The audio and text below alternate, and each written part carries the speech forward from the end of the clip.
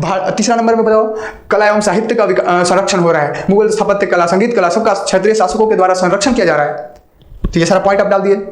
राजनीतिक प्रशासनिक व्यवस्था में सुधार किया गया, व्यापारों को संरक्षण दिया गया। राजतंत्र, खंडित राजतंत्र की छाया से ग्रस्त है कौन? तो मुगल साम्राज्य, उसी का खंडन हुआ है ना। हम राजनीतिक विघटन कहने के बजाय राजनीतिक अराजकता का काल कहेंगे।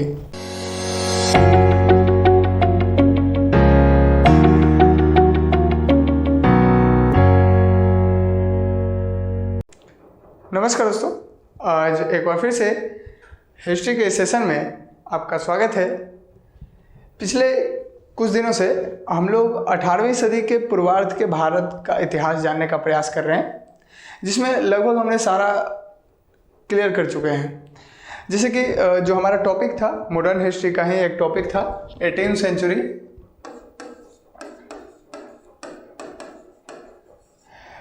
सेंचुरी ऑफ इंडिया, 18वीं सदी का भारत, ये हमारा टॉपिक था आधुनिक भारत के इतिहास का, जिसमें हमने इसको दो पार्ट में डिवाइड किया था। एक था first half of the 18th century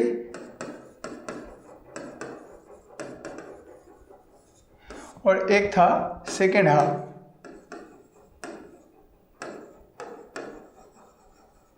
of the 18th century. तो ये जो दो पार्ट हमने बनाया था, एक था पूर्वार्ध के बारे में बात कर रहे थे, ठीक है, पूर्वार्ध 18वीं सदी के भारत का पूर्वार्ध का इतिहास और 18वीं सदी के भारत का उत्तरार्ध का इतिहास। देखिए,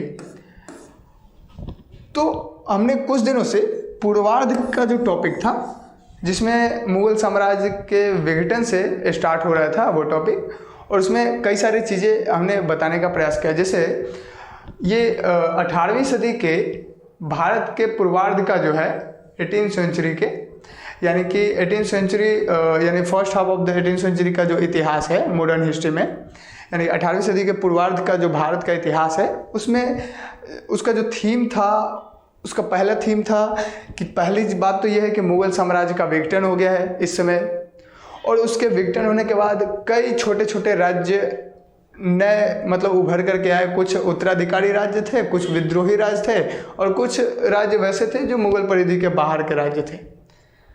तो इन राज्यों के बारे में डिस्कस किया, और फिर इसका मूल्यांकन का बात आता है। इस पूर्वार्ध मतलब ये जो 18th सेंचुरी का जो पूर्वार्ध है, इसमें क्या इसका मूल्यांकन करें, हम किस तरीके से इसका इवैल्यूएशन कर सकते हैं, उसके बारे में बात करेंगे। तो आज का जो हमारा पूरा टॉपिक है, आज का जो लेक्चर है, वो लेक्चर इसी पर आधारित होगा कि 18वीं सदी के भारत के पूर्वार्ध का मूल्यांकन कैसे करें, किस तरीके से यदि कोई क्वेश्चंस आते हैं, या फिर मेंस में क्वेश्चन हो या फिर प्रीलिम्स में क्वेश्चन हो, तो कैसे उसको सॉल्व कर सकते हैं, उसके बारे में आज का हमारा डिस्कस होगा। देखिए, सबसे पहले आज का जो हमारा टॉपिक है वो है 18वीं सदी के पूर्वार्ध का मूल्यांकन यानी इसको अंग्रेजी में मूल्यांकन को कहते हैं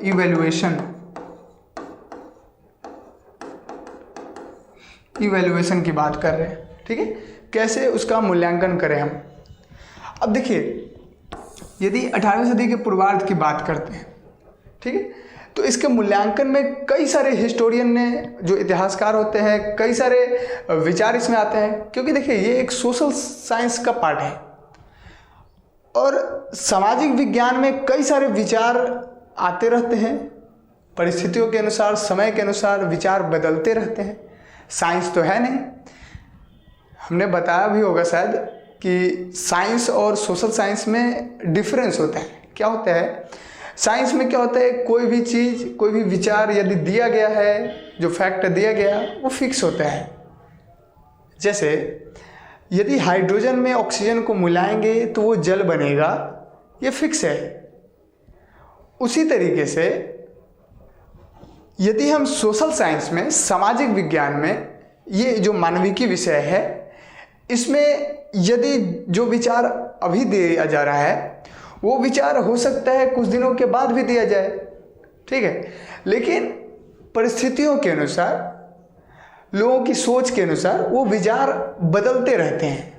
अब ये कैसे, ये क्या चीज़ें हैं? देखिए थोड़ा सा आपको एक चीज़ समझाते हैं कि जो भी इतिहासकार होते हैं तो वो जो इतिहास लिखते हैं तो किस आधार पर लिखते हैं। तो देखिए सबसे पहली चीज वो लोग करते क्या है, हिस्टोरियन किसी अभिलेखागार में गए, वहाँ से अभिलेखों को पढ़ा, उन्होंने पांडुलिपियों को पढ़ा, पुरातत्वविद का जो रिसर्च है उसको पढ़ा। उसके बाद जो जो चीज़ें उनको इम्पोर्टेंट लगा, जो चीज़ें उनको इम्पोर्टेंट लगा, उनको महत्वपूर्ण लगा, उसका नोट्स तैयार कर लिए। और ऐसे कई सारे अभिलेखागारों में जा कर के वो नोट्स को क्या करते हैं, इकट्ठा करते हैं और एक बुक लिख डालते हैं। अब आप समझिए कि कोई व्यक्ति है, उसका क्या माइंडसेट है, वो किस परिस्थिति से गुजर रहा है, उसका सोचने का एंगल कौन सा अभी सिचुएशन के अनुसार बना हुआ है, वो उसी तरीके से सोचेगा ना, उसी तरीके से ना उसको महत्वपूर्ण चीजें दिखाई देगा। अब वो तो लिख के चला गया, कई चीजें छोड़ दिया, तो फिर दूसरा इतिहासकार आता है और वो क्या करता है, उन्हीं में संशोधन करता है और अलग एंगल से सोचने का प्रयास करता है, क्योंकि इसका जो सोचने का एंगल है, दृष्टिकोण है, वो अलग है। तो इतिहास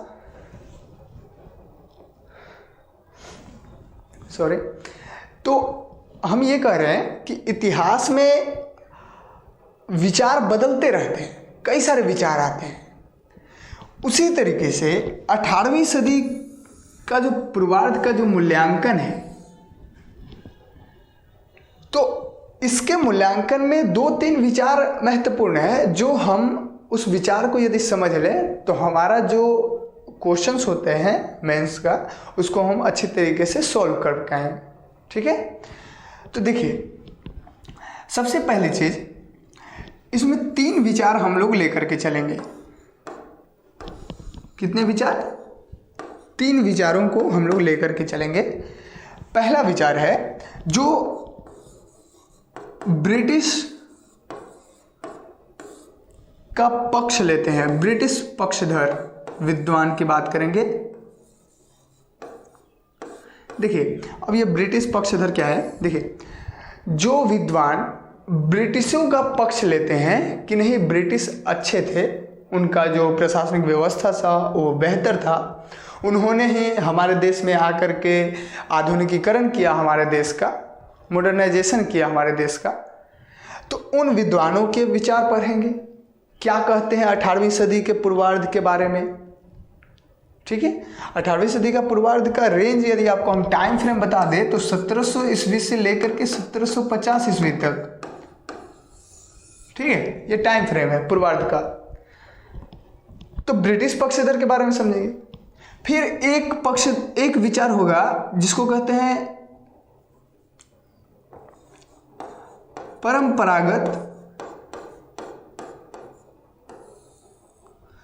परंपरागत विचार। अब ये कैसा विचार है? देखिए परंपरागत विचार कहने का मतलब जो परंपरा से जो विचार बनते आ रहे हैं, जो सुनते आ रहा है लोग, वैसा विचार की बात कर रहे हैं।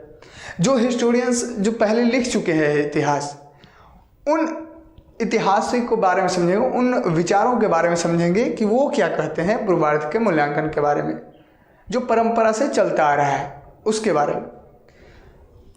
और तीसरा जो हम लोग समझेंगे एक वैकल्पिक विचार के तौर पर, वैकल्पिक विचार के तौर पर, जिसको हम अद्यतन विचार भी कह सकते हैं। क्या कह सकते हैं? अद्यतन विचार। इसका कहने का मतलब होता है जनरली नया विचार जो कुछ 2-3 दशकों से दिया जा रहा है, मतलब कुछ 20-30 वर्षों से ही लिखा गया है पहले। तो इन तीनों विचारों के बारे में अभी हम लोग समझने की कोशिश करते हैं और ये क्या क्या कहते हैं 18वीं सेंचुरी के पूर्वार्ध में क्या क्या हुआ है, किस तरीके का घटनाएं था, इन सारे टॉपिक्स को आज समझने की कोशिश करते हैं। यही हमारा आज का टॉपिक है, ठीक है। तो देखिए अब हम लोग स्टार्ट करते हैं। तो सबसे पहला विचार जो ब्रिटिश पक्षधर का था उसके बारे में हम लोग डिस्कस करते हैं। देखिए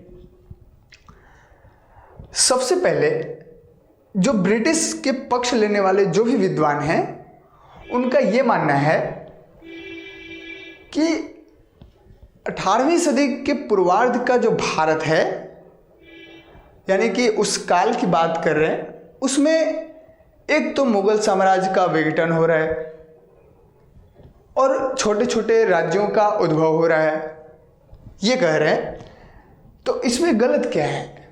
तो इनका कहना यह है कि इस काल को हम राजनीतिक विघटन कहने के बजाय राजनीतिक अराजकता का काल कहेंगे। तो ऐसा क्यों कहेंगे भाई?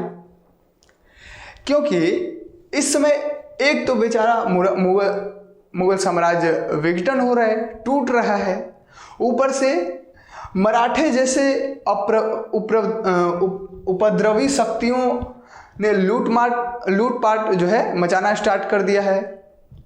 यानी कि जो मराठे जो शक्ति है, मराठा राज्य की बात कर रहे हैं कि जो मराठा राज्य हैं, एक तो वो लूटपाट मचा रहे हैं, उपद्रवी शक्ति की बात कर रहे हैं। जनरली देखिए ये हमारा कहना नहीं है, हमारा विचार नहीं है कि मराठा को हम उपद्रवी शक्ति बोल रहे हैं। ये ब्रिटिश पक्षधर विद्वानों का है, इनके बातों को तो हमको खारिज करना है। तो इनका मानना यह है कि राजनीतिक अराजकता का काल है। ये क्या है? राजनीतिक, पहला पॉइंट, राजनीतिक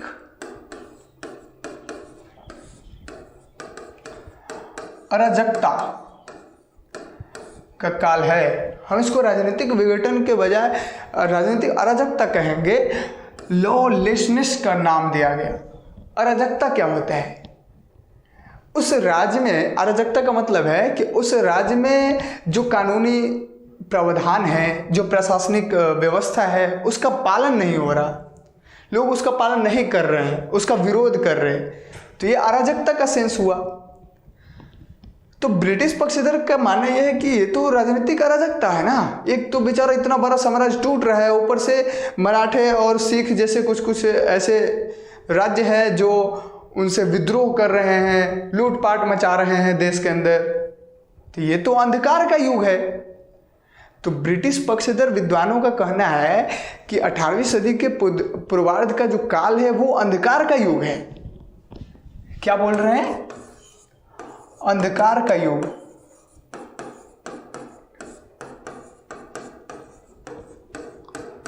अंधकार का युग कह रहे हैं इस काल को।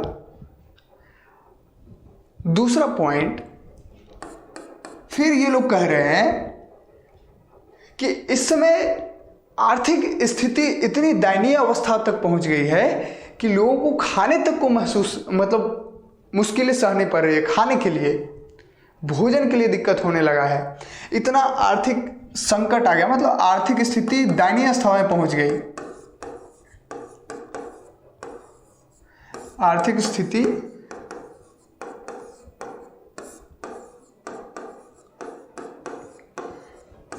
दयनीय अवस्था में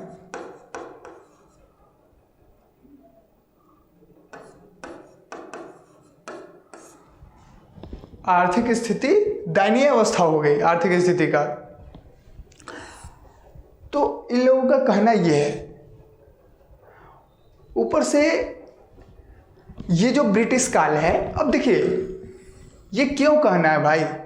ब्रिटिश पक्षधर विद्वानों को ये क्यों कहना है? किसका? ब्रिटिश के पक्षधर हैं, ब्रिटिश के पक्ष लेने वाले जो विद्वान हैं, उनका मानना यह है, आप इसको नोट कर लीजिएगा, ठीक है, बहुत इंपॉर्टेंट चीज़ें हैं। इसका आंसर आप लिख सकते हैं, जब जैसे मतलब क्वेश्चन के डिमांड के अनुसार आप इसका आंसर लिख सकते हैं। इस तरीके से आप इसको थोड़ा सा वीडियो, यदि हम बोल रहे हैं ना, लिखना उतना थोड़ा सा जो भी चीज़ें बोल रहे हैं उसको आप वीडियो को पॉज करके रोक रोक करके लिख लीजिएगा, नोट कर लीजिएगा, बहुत इंपॉर्टेंट चीज़ है। देखिए,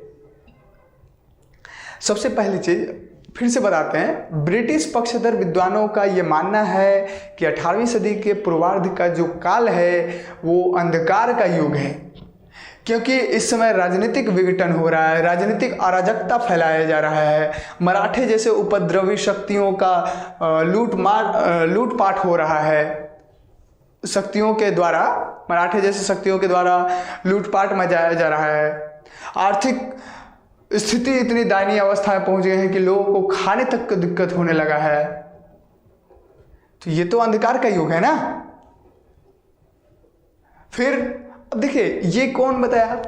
ये ब्रिटिश पक्षधर विद्वान बता रहे हैं, पहला विचार है। क्लियर है?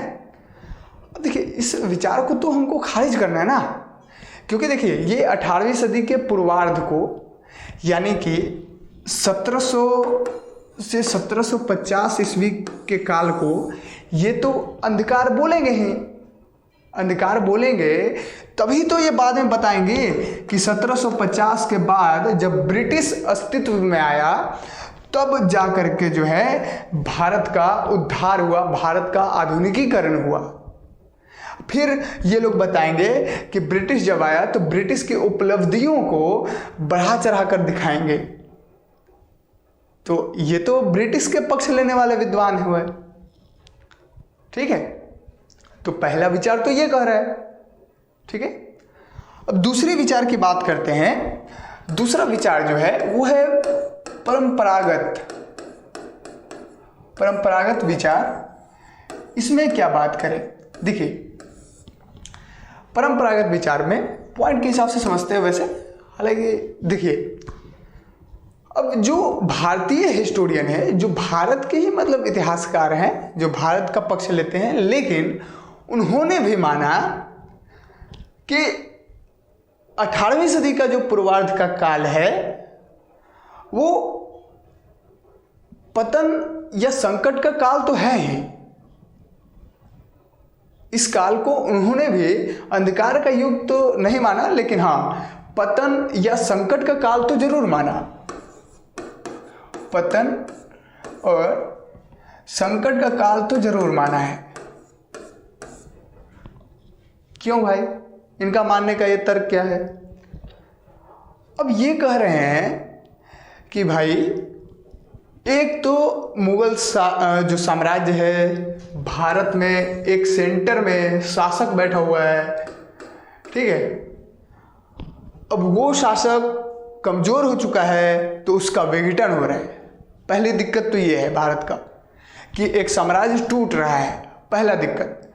दूसरा दिक्कत ये है कि वो साम्राज्य टूट रहा है तो कई सारे छोटे छोटे राज्यों का उद्भव होता है, नए नए राज्य स्थापित हो रहे हैं, और वो राज्य भी आपस में परस्पर संघर्ष करते रहे हैं, आपस में उन राज्यों के बीच भी मनमुटाव होता रहा है। तो ये तो राजनीतिक प्रशासनिक व्यवस्था का खंडन हो रहा है, राजनीतिक विघटन का काल है ये। तो पहली चीज तो ये इन लोगों ने बताया परंपरागत विचार में। देखिए, जो भी चीजें बोल रहे हैं ना, वो आप कृपया लिख लीजिएगा और अपने हिसाब से वर्ड को मतलब सजा लीजिएगा, नहीं तो दिक्कत होगा। ये बहुत ही काम का चीजें हैं, हम आपको बताएंगे कैसे। तो सबसे पहली चीज, परंपरागत विचार में भारतीय इतिहासकार भी मानते हैं कि 18वीं सदी के पूर्वार्ध का जो काल है वो पतन और संकट का काल तो है। दूसरा बात, वो कहते हैं कि इस समय आर्थिक स्थिति तो इतनी दयनीय हो चुके हैं कि कई लोग जो है अपना खेती तक नहीं कर पा रहे हैं, यहां तक इन लोगों का कहना है। फिर देखिए, एक तो यहां पर लिख देते हैं आपको कि इसको हम, जैसे देखिए, राजनीतिक विघटन का काल, राजनीतिक विघटन का काल मान रहा है। दूसरा पॉइंट है, देखिए इनका जनरली मानने का कारण क्या है। अब ये क्यों ऐसा कह रहे हैं कि जो साम्राज्य था, जो मुगल साम्राज्य था, सेंटर में वो साम्राज्य पूरे भारत पर जो शासन कर रहा था, तो वो लगभग मतलब पूरे भारत पर, तो वो एक बेहतर शासक था, बेहतर शासन चल रहा था, शासन व्यवस्था अच्छा था। ऐसा क्यों मान रहे हैं? तो देखिए इसमें ना दो चीज़ें हैं। पहली चीज़, इन लोगों को मानना यह है कि राज्यों का विघटन होने से जो बहुराज्य व्यवस्था हुआ, जो साम्राज्य विघटन हुआ, उसकी वजह से जो कई सारे छोटे छोटे राज्य विकसित हुए भारत में, उसकी वजह से पूरा प्रशासनिक व्यवस्था चरमरा गई है, खराब हो गई है, उसका ढांचा बिगड़ गया है। तो कैसे भाई? तो देखिए उस समय होता क्या था कि एक मान लेते हैं ये हमारा भारत है, सेंटर में मान लेते मतलब जो सेंटर का मतलब सेंटर में नहीं भारत का, सेंटर का मतलब यहाँ बता रहे हैं जो सेंट्रल गवर्नमेंट है, ठीक है ना, केंद्रीय प्रशासन का जो सरकार है, मतलब राजा को मान लेते हैं, ठीक है, जो राजा है, जो शासक है वो। अब एक तो राजा हुआ इस पूरे भारत में, दूसरा कौन होता है? दूसरा प्रजा होता है, ठीक है, जिसको जनता कहते हैं। लेकिन इन दोनों के बीच में एक और होता है जिसका नाम होता है, या तो उसको जमींदार कहो या उसको सामंत कहो, ब्रोकर, दलाल, मीडिएटर, मध्यस्थ, बिचौलिया, जो भी नाम दो आप। तो ये कौन है? राजा और प्रजा के बीच में ये आ जाते थे। अब दिक्कत ये है कि राजा कोई भी नियम लागू करता, कोई भी टैक्स से जुड़े नियम, कर से जुड़े नियम कोई भी लागू करता, तो वो सिंपली यही कहता जमींदार को या सामंत को कि आप प्रजा से टैक्स वसूल करो और उस टैक्स का जितना वसूल किए हो उसका 10% अपने पास रख लो। कितना? 10% अपने पास रख लो और बाकी के 90% हमको दे दो और हम बाकी के सारा व्यवस्था हम संभालेंगे, ठीक है। तो जब तक राजा मजबूत रहा, पावरफुल रहा, तब तक ये जमींदार या सामंत ऐसा करते जाए, क्योंकि डर था ना, नहीं करेंगे तो मार सकते हैं, मर सकते हैं, राजा हमको बंदी बना सकता है, तो डर था, तो डर से तो कर ही पड़ेगा। लेकिन जैसे ही राजा यहाँ का कमज़ोर हुआ, पावर उसका लो हो गया, कम हो गया, तो जमींदार या सामंत जो होते थे तो उनका एक एरिया बांटा होता था कि मान लो ये एरिया, ये एरिया, ये एरिया, ये एरिया बांटा होता था उनका। तो जो भी सामंत या राजा होते थे वो क्या कहें कि बोले, जैसे ही राजा कमज़ोर हुआ बोले ये राजा हमारा है, अब हम इसको स्वतंत्र घोषित कर दिए। और स्वतंत्र घोषित करने से क्या होगा? ये राज्य हमारा है, ये हमारा है, सब स्वतंत्र घोषित कर दिया। और स्वतंत्र घोषित करने के बाद क्या करेंगे कि मनमाने ढंग से प्रजा पर टैक्स लगाएंगे, कर लगाएंगे और लोगों को बेगार समझेंगे। क्या समझेंगे? बेगार।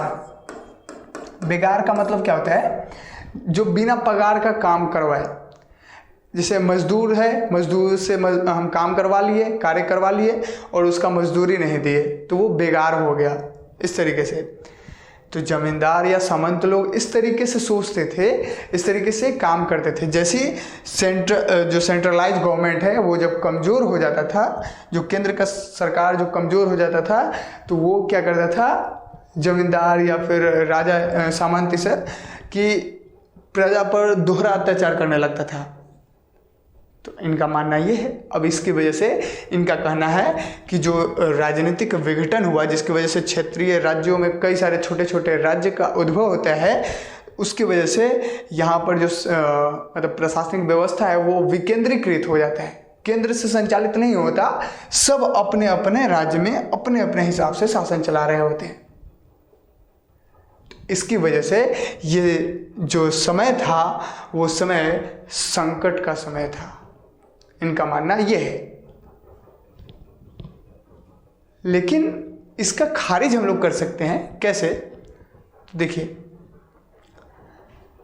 अभी तो राजनीतिक विकेंद्रीकरण का काल बेहतर माना जाता है।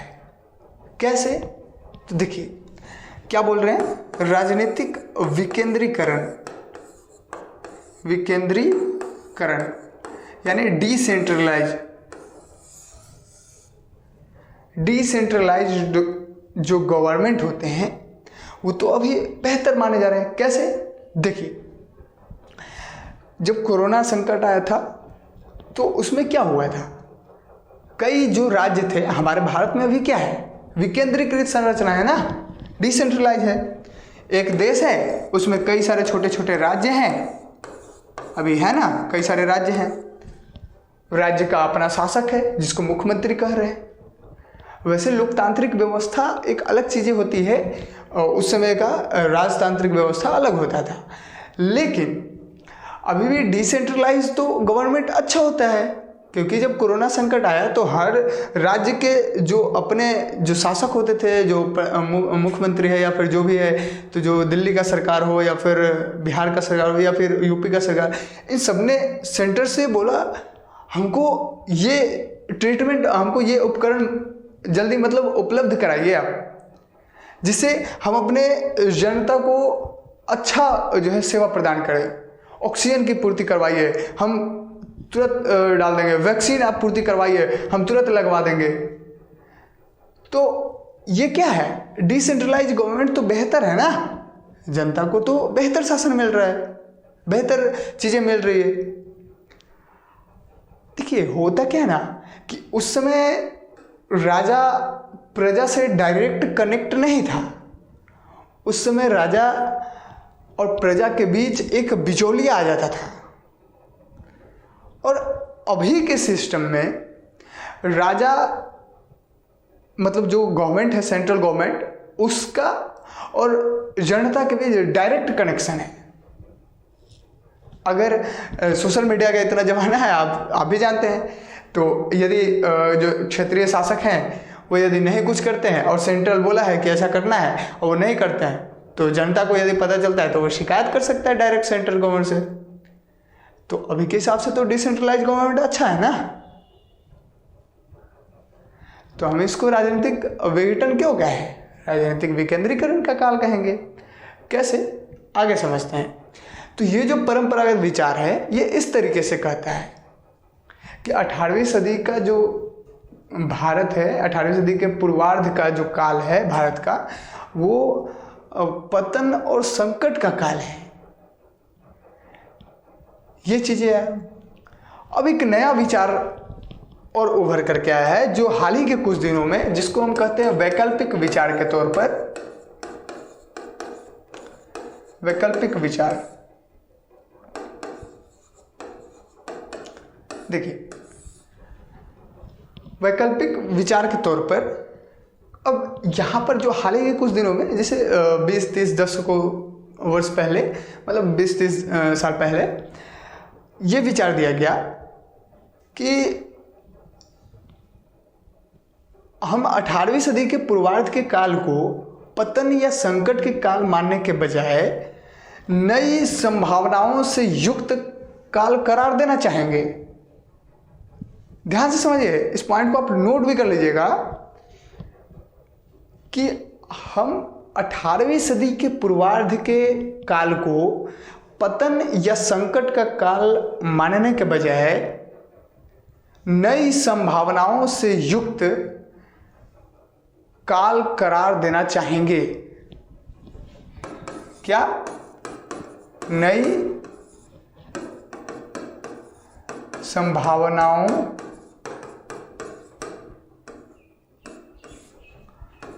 से युक्त काल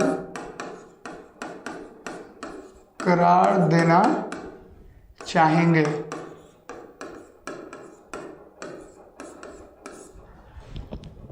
ठीक है, देखिए अब ये जो बात बोला गया, अब इसको कैसे सिद्ध कर सकते हैं हम लोग? आखिर ये जो सेंटेंस लिखा गया है इसको कैसे प्रूफ करें? कैसे ये बात कैसे सही है? प्रमाण दीजिए आप। तो इसको थोड़ा सा सिद्ध करने के लिए हम कुछ बातों के ऊपर जो है चर्चा करते हैं, ताकि आपको अच्छे तरीके से समझ में आ जाए। ठीक है, देखिए सबसे पहली चीज यदि आपको हम बता दें तो भारत के बारे में यदि बात करें तो भारत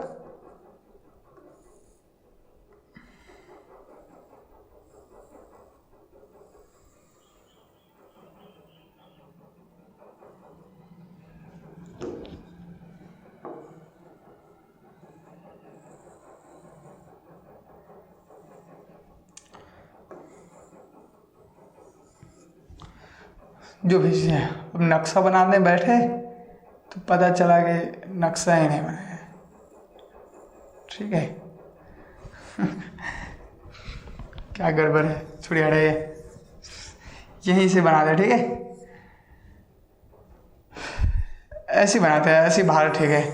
ठीक है ऐसे ठीक है भारत, वैसे बना देंगे, समय लगेगा। क्यों बनाए वैसे समय लगेगा? देखिए तो बस इतना आप समझिए कि जो भारत है, भारत में अभी भी आप देखिए तो इतने सारे डाइवर्सिटी हैं, पहले भी थे, विविधता है ना। क्यों है भाई? तो देखिए भारत में लगभग ऐसा माना जाता है कि दुनिया की सभी जलवायु जो है यहाँ पर मौजूद है, कुछ न कुछ मात्रा में। सभी जलवायु का जो है असर यहाँ पर होता है भारत में। आपको ठंड का मौसम चाहिए ऊपर चले जाइए, गर्मी का मौसम चाहिए नीचे चले जाइए, नॉर्मल चाहिए तो बीच में आइए, आपको बर्फीला इलाका चाहिए तो और ऊपर जाइए, आपको समुद्री इलाका चाहिए तो इधर आइए, स्थलीय इलाका चाहिए तो इस साइड आइए, इस साइड भी आप देख सकते हैं। तो लगभग हर जलवायु यहाँ पर लगभग मौजूद होती है। तो भारत एक विविधताओं का देश है, डाइवर्सिटी का देश है। भारत में लोगों का बोलचाल करने का ढंग हर एरिया में, इस एरिया में अलग होगा, इस एरिया में अलग होगा, इस एरिया में अलग होगा।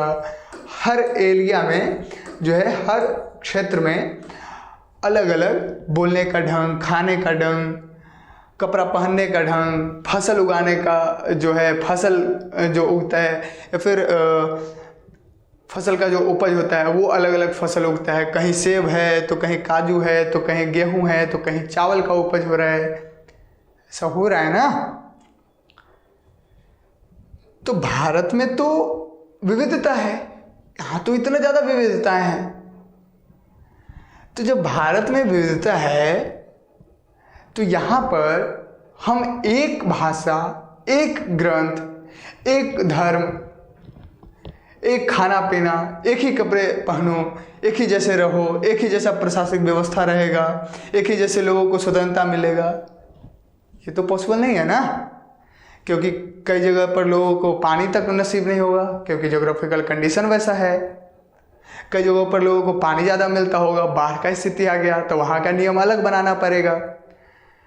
तो हम एक पूरे भारत को एक साम्राज्य के तौर पर, पूरे भारत को एक बना करके वहाँ पर हर चीज़ एक ही जैसा लागू नहीं कर सकते हैं ना, क्योंकि यहाँ विविधता ज़्यादा है। तो हमको विविधता में एकता ढूंढना होगा ना। इसीलिए डाइवर्सिटी इन यूनिटी की बात किया जाता है भारत में, या फिर यूनिटी इन डाइवर्सिटी भी कह सकते हैं, विविधता में एकता है। अब देखिए, अब जो आप बात समझिए, अब आप इतिहास उठा करके देखिए। जब प्राचीन काल से आप देखिएगा तो पता चलेगा आपको कि भारत उस समय भी बहुराज्य व्यवस्था थी। भारत में कई सारे राज्य थे छोटे छोटे, और उन सब राज्यों ने ग्रोथ किया। फिर मौर्य साम्राज्य आया, मौर्य वंश, और उसने एक साम्राज्य विकसित किया। वो भी कुछ दिनों तक ही रहा, वो भी खत्म हो गया वो साम्राज्य। फिर से बहुराज्य व्यवस्था कायम हुआ, और फिर से क्या हुआ कि भारत में ग्रोथ होना स्टार्ट हो गया। फिर उसके बाद अब देखिएगा कि कुषाण ने कोशिश किया, गुप्त ने कोशिश किया, हर्षवर्धन ने कोशिश किया, लेकिन वो आधे तक ही कुछ ही देर सिमट कर रह गए, खत्म हो गया वो भी शासक। फिर से एक बार बहुराज्य व्यवस्था कायम हुआ। फिर मोहम्मद बिन तुगलक आता है, तुगलक वंश का, वो भी साम्राज्य विस्तार करता है, लेकिन वो भी तुरंत ही खत्म हो गया कहानी। फिर से बहुराज्यीय व्यवस्था आया, और जब जब बहुराज्यीय व्यवस्था आया तब तक भारत ने ग्रोथ किया, भारत के लोगों ने ग्रोथ किया। फिर मुगल शासक आता है और 150 वर्षों तक शासन करता है, तो आप समझिए, लेकिन वो भी 150 के बाद खत्म हो जाता है। फिर बहुराज्यीय व्यवस्था आता है, फिर से ग्रोथ करने का संभावना उत्पन्न हो जाता है। तो ये चीजें तो इतिहास से ही हम देख सकते हैं ना, इतिहास से ही हम समझ सकते हैं। अब आपको थोड़ा सा कुछ कुछ पॉइंट के बारे में समझाते हैं, कुछ कुछ पॉइंट से हम लोग सारा चीज मैटर को समझते हैं। देखिए, सबसे पहला पॉइंट, हम मानते हैं कि 18वीं सदी के पूर्वार्ध में मुगल साम्राज्य का विघटन हुआ, मानते हैं। लेकिन मुगल साम्राज्य का विघटन हुआ तो अनेक राज्य जो है स्थापित हुए, कई राज्य स्थापित हुए। उन राज्यों में जो क्षेत्रीय शासक थे, जो क्षेत्र के स्तर पर जो भी राज्य थे, वो राज्य में जो भी शासक थे वो अपने अपने स्तर पर बेहतर शासन प्रदान किया। कैसे? जैसे अब ये राज्य एक बना, जैसे कुछ राज्यों के नाम जो आपको हमने बताया था, बंगाल, अवध, हैदराबाद, मैसूर, मराठा, इन सब राज्यों ने, तो अब देखिए, तो उन राज्यों ने क्या किया, अपने अपने राज्य के अंदर बेहतर शासन प्रदान किया। कैसे? तो कानूनी व्यवस्था में सुधार, कानूनी व्यवस्था को सही किया। राजस्व प्रणाली जो था, राजस्व व्यवस्था, उसमें सुधार किया गया। राजनीतिक प्रशासनिक व्यवस्था में सुधार किया गया। व्यापारों को संरक्षण दिया गया। तो और यही नहीं, उस समय जो जमींदार होते थे, उन जमींदारों में जो अनुशासनहीन जमींदार थे, जो क्रूर थे, उनको हटा दिया गया, उनको बंदी बना लिया गया। तो राज्य में तो बेहतर शासन प्रदान हो रहा है ना। तो हम इसको राजनीतिक विघटन का काल न कह करके हम इसको राजनीतिक विकेंद्रीकरण का काल कह सकते हैं ना। राजनीतिक विकेंद्रीकरण का काल है।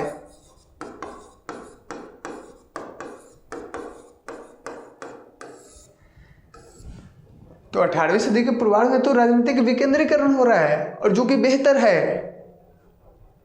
तो फिर हम इसको संकट का काल कैसे माने? पहला पॉइंट। दूसरा पॉइंट आप समझिए, इस समय, इसी काल में, मतलब 18वीं सदी के पूर्वार्ध के काल में यूरोपीय व्यापारों में वृद्धि हो रहा है। यूरोप के जो व्यापार हैं उनमें वृद्धि हो रहा है, ग्रोथ कर रहे वो, और जिसकी वजह से भारत में सोने चांदी जैसे कीमती धातुओं का आगमन हो रहा है। हम आपको बताएंगे आगे क्लास में कैसे आगमन हो रहा है। तो जब भारत में कीमती धातुओं का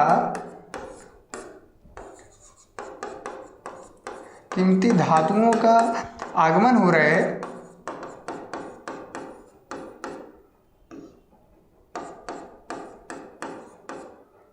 कीमती धातुओं का आगमन हो रहा है, नकदी फसलों का विस्तार हो रहा है, जैसे तंबाकू, मक्का, आगे चल करके आलू, लाल मिर्च, इन सारे फसलों का प्रसार हो रहा है, बागवानी फसल का प्रसार हो रहा है। तो कृषि का मौद्रीकरण हुआ ना। तो आर्थिक संकट कैसे आ सकता है? आर्थिक संकट कहाँ है? ये तो आर्थिक ग्रोथ कर रहा है, ये तो भारत और ज्यादा ग्रोथ कर रहा है। तो इस समय इस काल को हम आर्थिक संकट कैसे कहें? तो गलत होगा। एक और पॉइंट यदि आपको हम बताएं, 3 नंबर पॉइंट,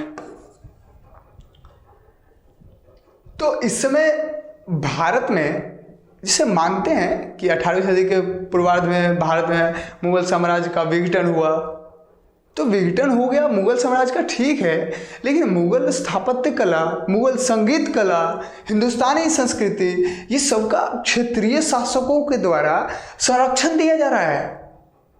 क्षत्रिय शासकों के द्वारा इसका प्रसार किया जा रहा है, इसको और बेहतर बनाया जा रहा है। ये सब कला एवं साहित्य के क्षेत्र में, कला एवं साहित्य का क्षत्रिय शासकों के द्वारा संरक्षण दिया जा रहा है।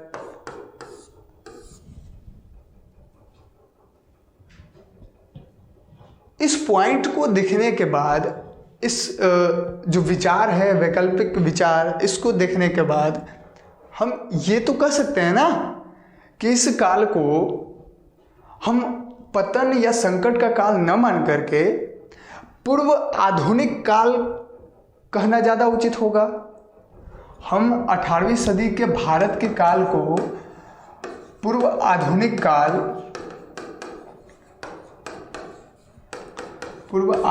काल कहना ज़्यादा सही मानेंगे,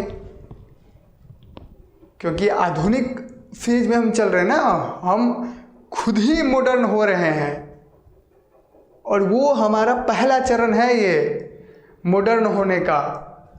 हम लोग ग्रोथ कर रहे हैं क्योंकि हमने इतिहास से भी देखा, इतिहास से भी समझने की कोशिश किया कि जब जब भारत में बहुराज्यीय व्यवस्था कायम हुआ है तब तक भारत का ग्रोथ हुआ है, न कि कोई हानि हुआ है। हाँ, बशर्ते जो क्षेत्रीय स्तर पर जो शासक हैं वो अच्छे होने चाहिए। यदि अच्छा है तो फिर तो भारत का ग्रोथ हो रहा है ना। और अभी भी वही स्थिति है, हम लोग विविधता में एकता देखते हैं। क्लियर है? तो देखिए ये सारे विचार हैं। अब आपको ये क्लियर हो गया होगा कि 18वीं सदी के भारत का मूल्यांकन कैसे किया जा सकता है। ठीक, अब क्वेश्चन के डिमांड के अनुसार आप सारे विचारों को रख सकते हैं। यदि क्वेश्चन कह रहा है कि आप मुगल साम्राज्य के विघटन को संकट का काल बताओ, तो आप परंपरागत विचार को बता सकते हैं, उससे संकट का काल प्रूफ कर सकते हैं। आपको यदि कहा जा रहा है कि 18वीं सदी के पूर्वार्ध का भारत को आप बेहतर बताओ, एक नई आधुनिक राज्य का निर्माण हो रहा है, देश का निर्माण हो रहा है, तो आप इस विचार को बताओ। इस तरीके से तो आप बता ही सकते हो ना। ठीक है, अब देखिए अब कुछ क्वेश्चंस के बारे में बात करते हैं तो शायद आपका क्लैरिटी और बेहतर हो जाएगा यदि आप सीक्वेंस में पढ़े होंगे। देखिए एक चीज़ तो आपको बताते हैं, जो भी चीज़ें अभी हमने बोला है ना उसको आप नोट कर लीजिएगा। जो भी विचार में हमने डिस्कस किया, जो बोला, उसको जहाँ तक आपको लगे कि हाँ ये बेहतर है, आप उसको नोट कर लीजिएगा, क्योंकि यही काम आने वाला है।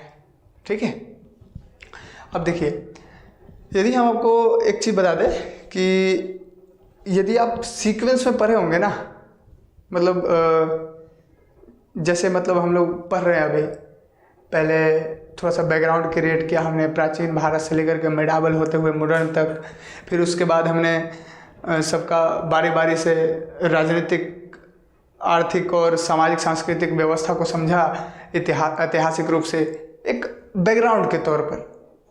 फिर हमने मुगल साम्राज्य के जो 18वीं सदी का जो पूर्वार्ध है उसका कई राज्य उद्भव होता है, उत्तराधिकारी राज्य, विद्रोही राज्य, या फिर मुगल साम्राज्य के परिधि के बाहर राज्य। इन राज्यों के बारे में हमने समझा, कुछ आक्रमण के बारे में हमने समझा। तो ये सारी चीज़ यदि आपने शुरुआत से यदि देखा है ना, तो ये हमारा दावा है, मतलब ये मुझे विश्वास है कि इस क्लास को देखने के बाद, मूल्यांकन का क्लास देखने के बाद, और अभी जो क्वेश्चन कुछ सॉल्व करवाएंगे उसको देखने के बाद आपको अंदर से कॉन्फिडेंस आ जाएगा, आप क्वेश्चन को सॉल्व कर पाइएगा, ये आपके अंदर विश्वास जरूर आएगा। और अगर नहीं भी आता, यहाँ तक भी नहीं आता, पूरा क्लास देखने के बावजूद अगर नहीं आता, तो ये मतलब मुझे विश्वास नहीं होगा इस बात पर।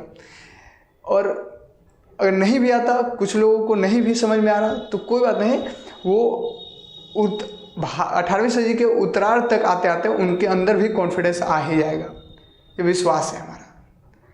देखिए इससे जुड़े हुए कुछ क्वेश्चंस को समझते हैं। जैसे पहला क्वेश्चन है,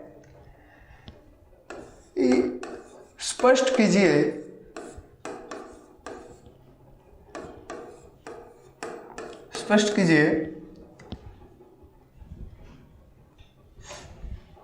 कि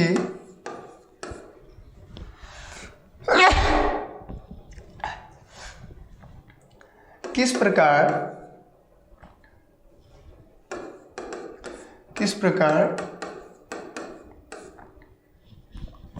स्पष्ट करें, यहां पर करें लिख देते हैं, ठीक है। स्पष्ट करें कि किस प्रकार 18वीं सदी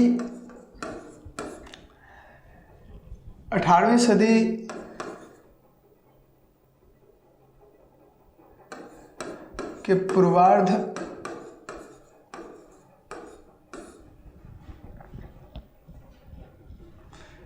का भारत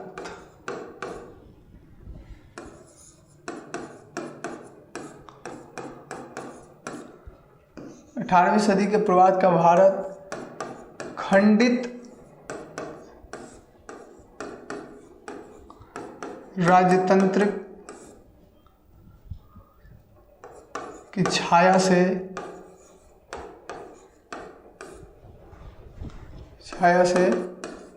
ग्रस्त था।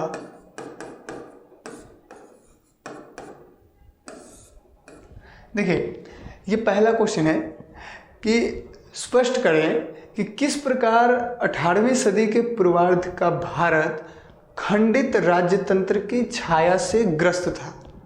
ये पहला क्वेश्चन है, ये मेंस का क्वेश्चन है। 150 वर्ड में इसका आंसर लिखना है, ठीक है, 150 वर्ड।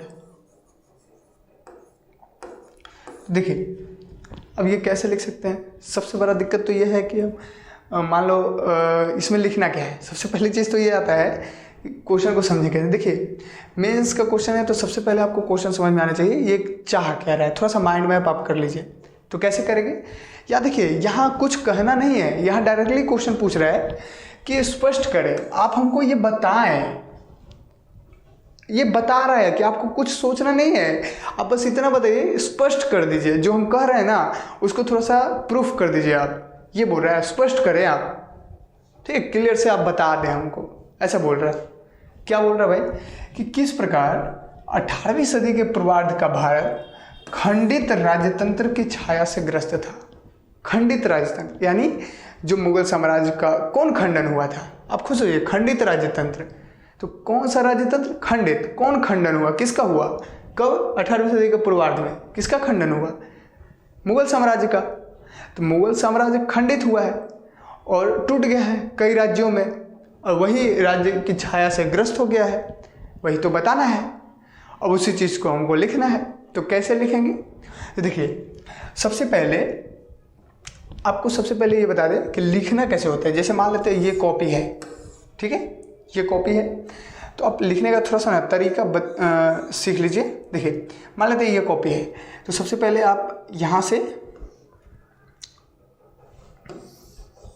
देखिए ये कॉपी है, ठीक है, और यहाँ ये इतना दूर छोड़ देना है, ठीक है, दोनों तरफ इतना दूर छोड़ देना है, ठीक है, इतना दूर ये गैपिंग दोनों तरफ छोड़ना है सेम लगभग।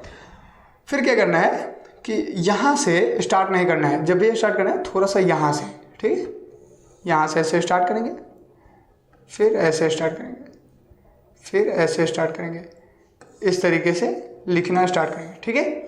अगर कोई पॉइंट देना है, ठीक है, तो यहाँ से ऐसे स्टार्ट किए। अगर कोई पॉइंट देना है तो मान लो तो यहाँ ख़त्म, तो यहाँ से हम पॉइंट यहाँ से दे सकते हैं। देखिए 1 नंबर पॉइंट, 2 नंबर, 3 नंबर, ऐसे करेंगे। फिर इसमें भी अगर बड़ा लिखना है तो इसमें भी ऐसे करके हम लिख सकते हैं, ठीक है, इस तरीके से। ये जो लिखने का तरीका है ना, ये ऐसे आप लिखिए, थोड़ा सुंदर लगता है देखने में। और ये एक मान लेते हैं भूमिका के तौर पर आप लिख सकते हैं, अच्छा लगेगा। अब आप इस तरीके से लिखिएगा ना तो आपका बेहतर आंसर होगा, अच्छी तरीके से अच्छा लगेगा देखने में कॉपी में, ठीक है। तो ये सब टॉपिक इस तरीके से ऐसे पॉइंट बाय पॉइंट कर सकते हैं। इस तरीके से भूमिका, अगर पूरा पैराग्राफ में लिखना है तो इस तरीके से, पॉइंट में लिखना है तो ऐसे करके आप लिख सकते, ठीक है। अब देखिए, इसमें एक भूमिका बनाते हैं, ठीक है। तो क्या भूमिका बनाए, कैसे आंसर लिखे इसका। तो देखिए सबसे पहले हम ये बताएंगे, हमको बताना क्या है, मुगल साम्राज्य खंडन हो गया, मुगल साम्राज्य का विघटन हुआ है उसी के बारे में, और उसी पर कई सारे छोटे छोटे राज्यों का उद्भव हुआ है उसी के बारे में हमको बताना है। क्योंकि राजतंत्र, खंडित राजतंत्र की छाया से ग्रस्त है कौन, तो मुगल साम्राज्य, उसी का खंडन हुआ है ना, और कई सारे छोटे छोटे राज्य बने हैं, उसी के बारे में हम क्लियर करना है। ये बोल ही रहा है, स्पष्ट करके बताइए हमको, आप हमको क्लियरली बताइए। तो क्या करें हम, मुगल साम्राज्य खंडन हुआ है तो डायरेक्टली मुगल साम्राज्य से क्वेश्चन आते हैं। ठीक है, लिखते हैं कि मुगल साम्राज्य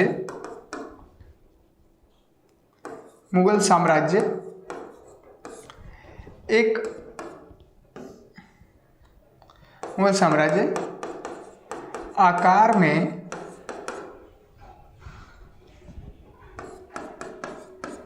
एक विशाल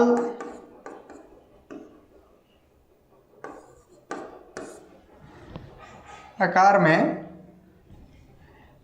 एक विशाल साम्राज्य था।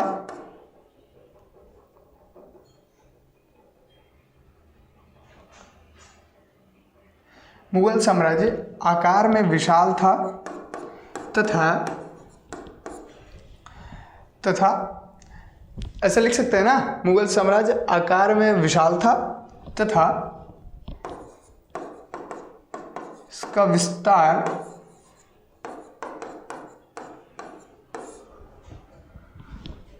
भारत में था ना। कहाँ था मुगल साम्राज्य, भारत में, तो भारतीय उपमहाद्वीप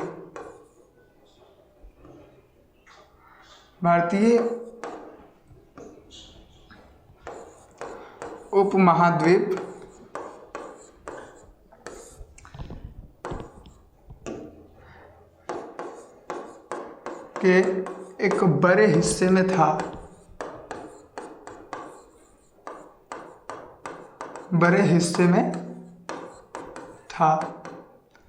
ठीक है।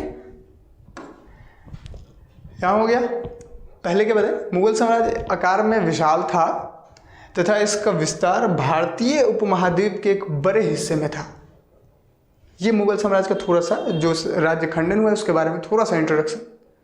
उसके बाद क्या बताएंगे कि थोड़ा सा यदि आपको वर्ल्ड हिस्ट्री का नॉलेज है तो उसका थोड़ा सा कंपेयर करेंगे। ठीक, वैसे जब पूरा क्लास पढ़िए वर्ल्ड हिस्ट्री का नॉलेज हो भी जाएगा। ठीक है, तो इसमें थोड़ा सा बताएंगे कि यह मतलब किसकी बात हो रहा है, मुगल की। यह समकालीन विश्व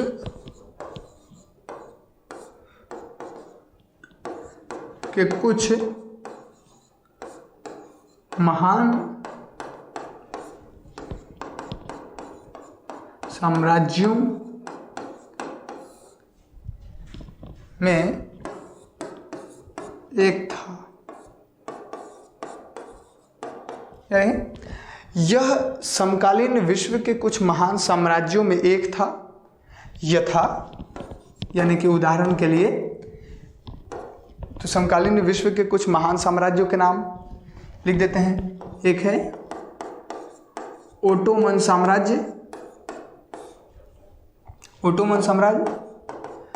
सफावी साम्राज्य और मिंग साम्राज्य। क्या लिखेंगे, मिंग साम्राज्य।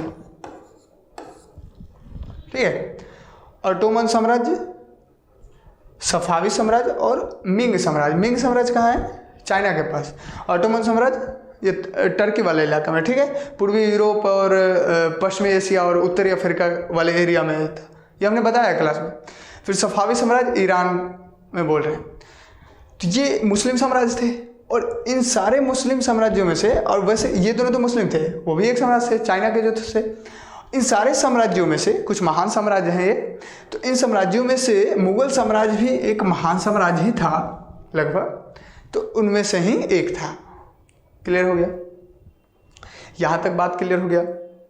ठीक है, अब यहां पर क्या बता रहा है, खंडित राजतंत्र की छाया से ग्रस्त था।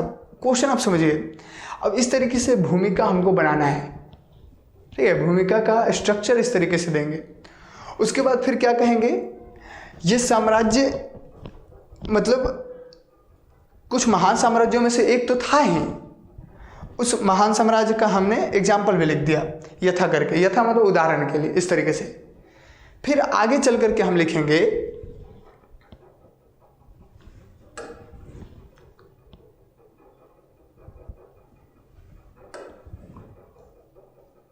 देखिए, इसको थोड़ा सा ऊपर यहाँ कर देते हैं, ठीक है, यहाँ पर।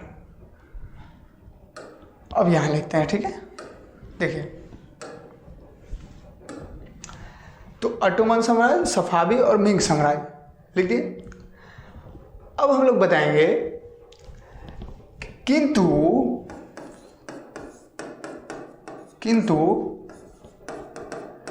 इस साम्राज्य का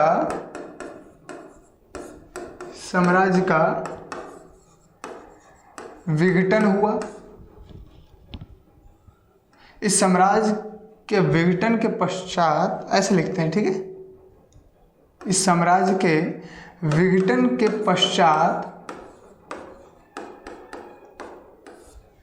पश्चात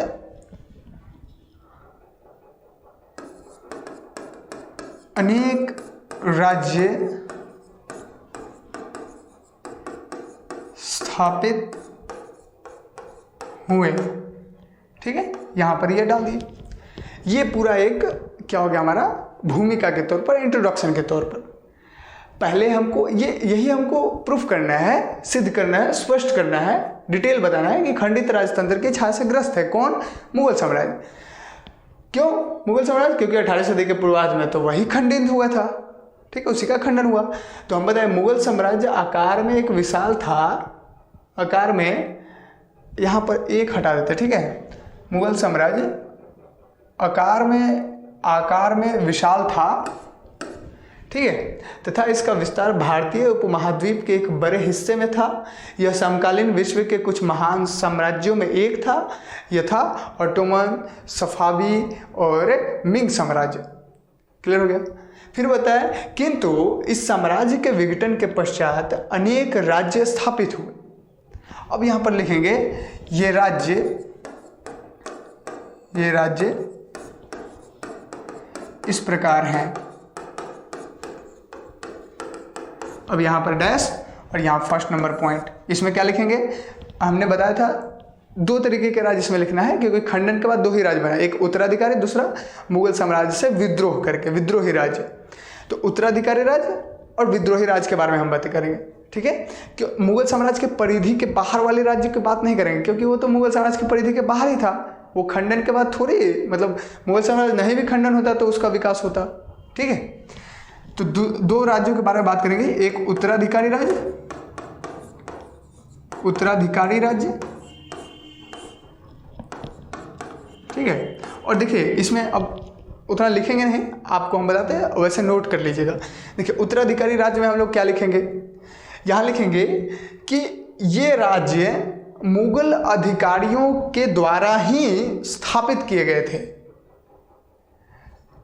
उदाहरण के लिए बंगाल, और डैश में देकर के लिख दीजिएगा मुर्शिद कुली खां, ठीक है। फिर लिखेंगे अवध, डैश में लिख दीजिएगा सआदत खां, और फिर उसके बाद एक और इसी के नीचे लिखिएगा हैदराबाद, और यहाँ पर डैश देकर के लिख दीजिएगा कि निजाम उल मुल्क, आसफ जहाँ का नाम, चिनकिलिश खां भी लिख दीजिएगा, कुछ नहीं तो ऐसे लिख दिए, और यहाँ पर लिख दीजिएगा हैदराबाद निजाम उल मुल्क के द्वारा स्थापित किया गया। ये हो गया उत्तराधिकारी राज्य में। फिर दूसरा पॉइंट में हम लोग क्या करेंगे?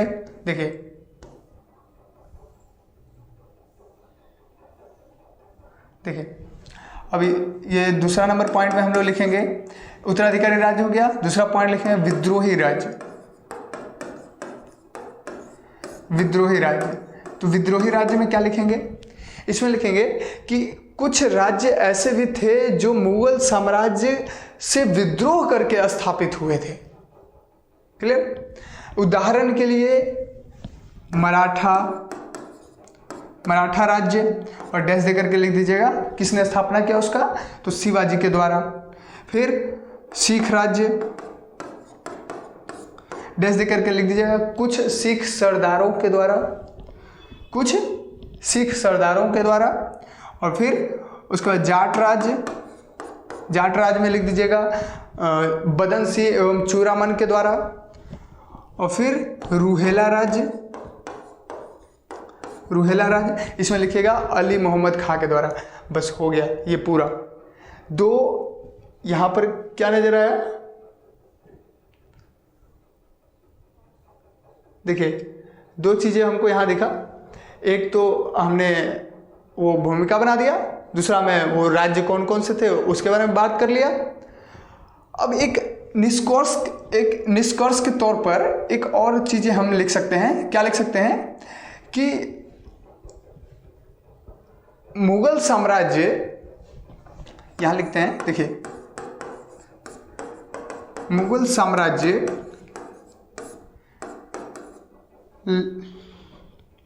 150 वर्षों से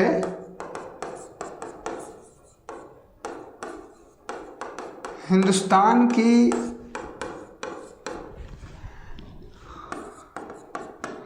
आंतरिक एवं बाह्य आक्रमणकारी से सुरक्षा प्रदान किया। क्या लिखें, मुगल साम्राज्य 150 वर्षों से हिंदुस्तान की आंतरिक एवं बाह्य आक्रमणकारियों से सुरक्षा किया, हिंदुस्तान की सुरक्षा किया। ठीक है, किंतु यहां इसके बाद आप लिखिएगा, हम बोल रहे हैं ध्यान से सुनिए, किंतु इस साम्राज्य के विघटन के बाद, या फिर ऐसे लिखिए, किंतु इस साम्राज्य के विघटन का पूरा लाभ, इस साम्राज्य के विघटन का पूरा लाभ, आप लिखिए, इस साम्राज्य के विघटन का पूरा लाभ ब्रिटिश कंपनी को मिलता है,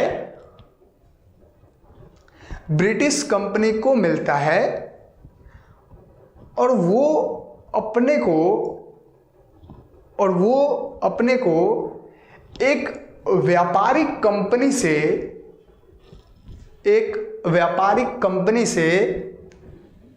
राजनीतिक शक्ति के रूप में परिवर्तित करने में सफल रहता है। वो अपने को एक व्यापारिक कंपनी से राजनीतिक शक्ति के रूप में परिवर्तित करने में सफल रहता है। हो गया, ये पूरा हो गया एक आंसर, जो हमारा आंसर था।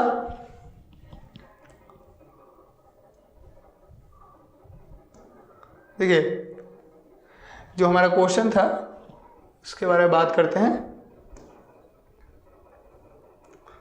देखिए क्वेश्चन था, स्पष्ट करें कि किस प्रकार 18वीं सदी के पूर्वार्ध का भारत खंडित राज्यतंत्र की छाया से ग्रस्त था।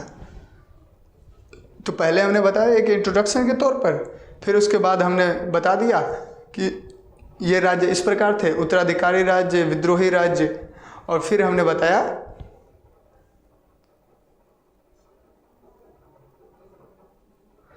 बताया कि मुगल साम्राज्य एक मतलब कंक्लूजन के तौर पर। ठीक है, तो इस तरीके से आप आंसर लिख सकते हैं। देखिए क्वेश्चन क्या कह रहा है, अब ध्यान से समझिए। देखिए क्वेश्चन क्या कह रहा है, क्वेश्चन यहाँ डायरेक्टली कह रहा है कि स्पष्ट करें, अपने मन से कुछ मत बताइए।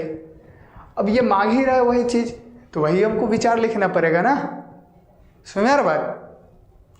दूसरा क्वेश्चन आप देखिए, दूसरा क्वेश्चन देखिएगा, समझ में आएगा। देखिए इसमें लिखे क्या, इसको थोड़ा सा यहाँ पर साइड में रख देते हैं।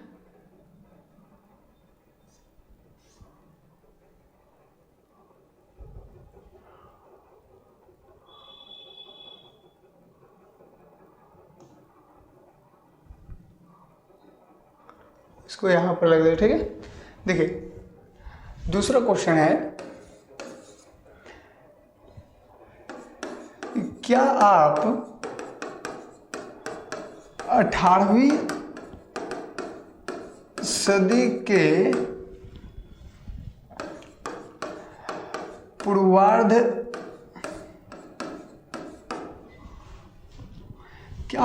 सदी के पूर्वार्ध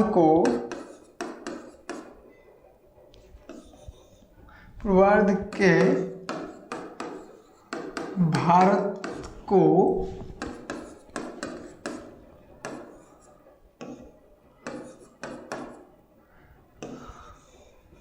अठारहवीं सदी के पूर्वार्ध के काल को, समय की बात हो रहा है ना, तो काल को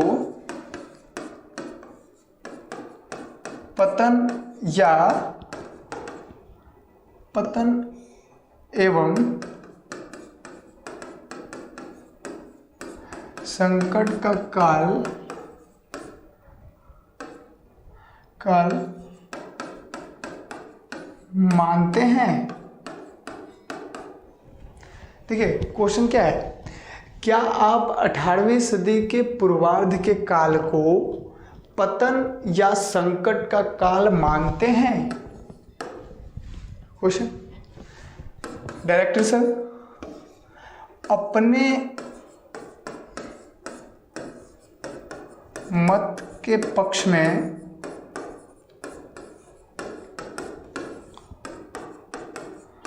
उत्तर दीजिए।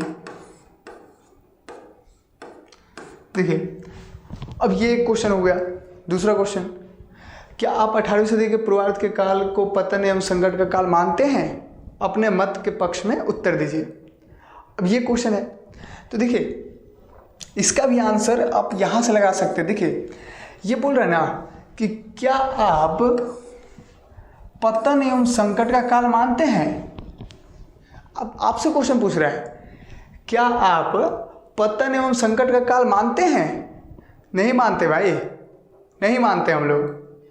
पतन कहाँ हुआ था? अभी तो वैकल्पिक विचार में हम लोगों ने डिस्कस किया कि पतन और संकट का काल कहाँ है, हम लोग क्यों माने। ये पूछ ही रहा है, क्या आप मानते हैं? नहीं मानते। हमसे पूछिएगा कि आप मान रहे हैं क्या पतन या संकट है, हम बोलेंगे नहीं है। उस समय तो राजनीतिक विकेंद्रीकरण हुआ, आर्थिक वृद्धि हुआ, कृषि का मौद्रीकरण हो रहा है, कला एवं साहित्य का संरक्षण हो रहा है, नई संभावनाओं का काल है ना, पूर्व आधुनिक काल है। हम क्यों माने भाई कि संकट का काल है? नहीं मानेंगे। तो वैकल्पिक विचार जो अभी हमने दिया था ना, उसी को इसमें लिखना है। नहीं मानते हैं तो क्यों नहीं मानते भाई, प्रूफ करेंगे। तो कैसे, तो देखिए कैसे प्रूफ करते हैं। सबसे पहली चीज आप बताइए कि पतन एवं संकट का काल कौन मानता है? हम थोड़ी मानेंगे। कौन मानता है? जो मुगल साम्राज्य को फेवर करता हो वही मानेगा ना। तो यहां लिख सकते हैं हम लोग कि जिन विद्वानों का दृष्टिकोण मुगल साम्राज्य केंद्रित रहा है, वो इस काल को, या ऐसे उन्हें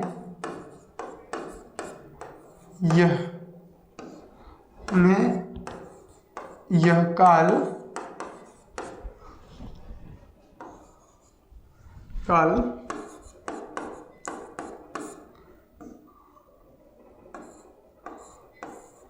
पतन एवं अवनति का काल दिखाई देता है।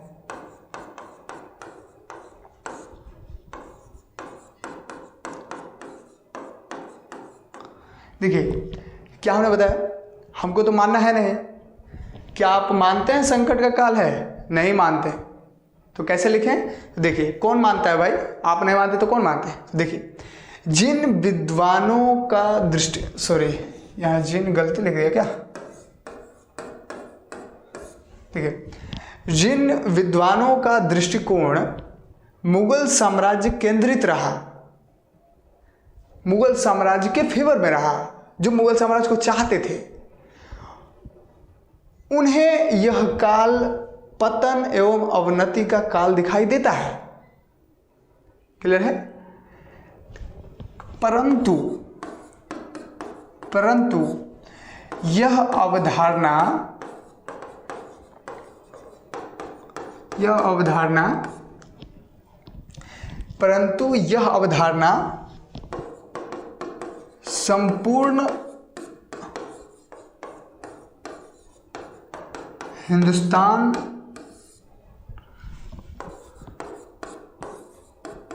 पर लागू नहीं होता।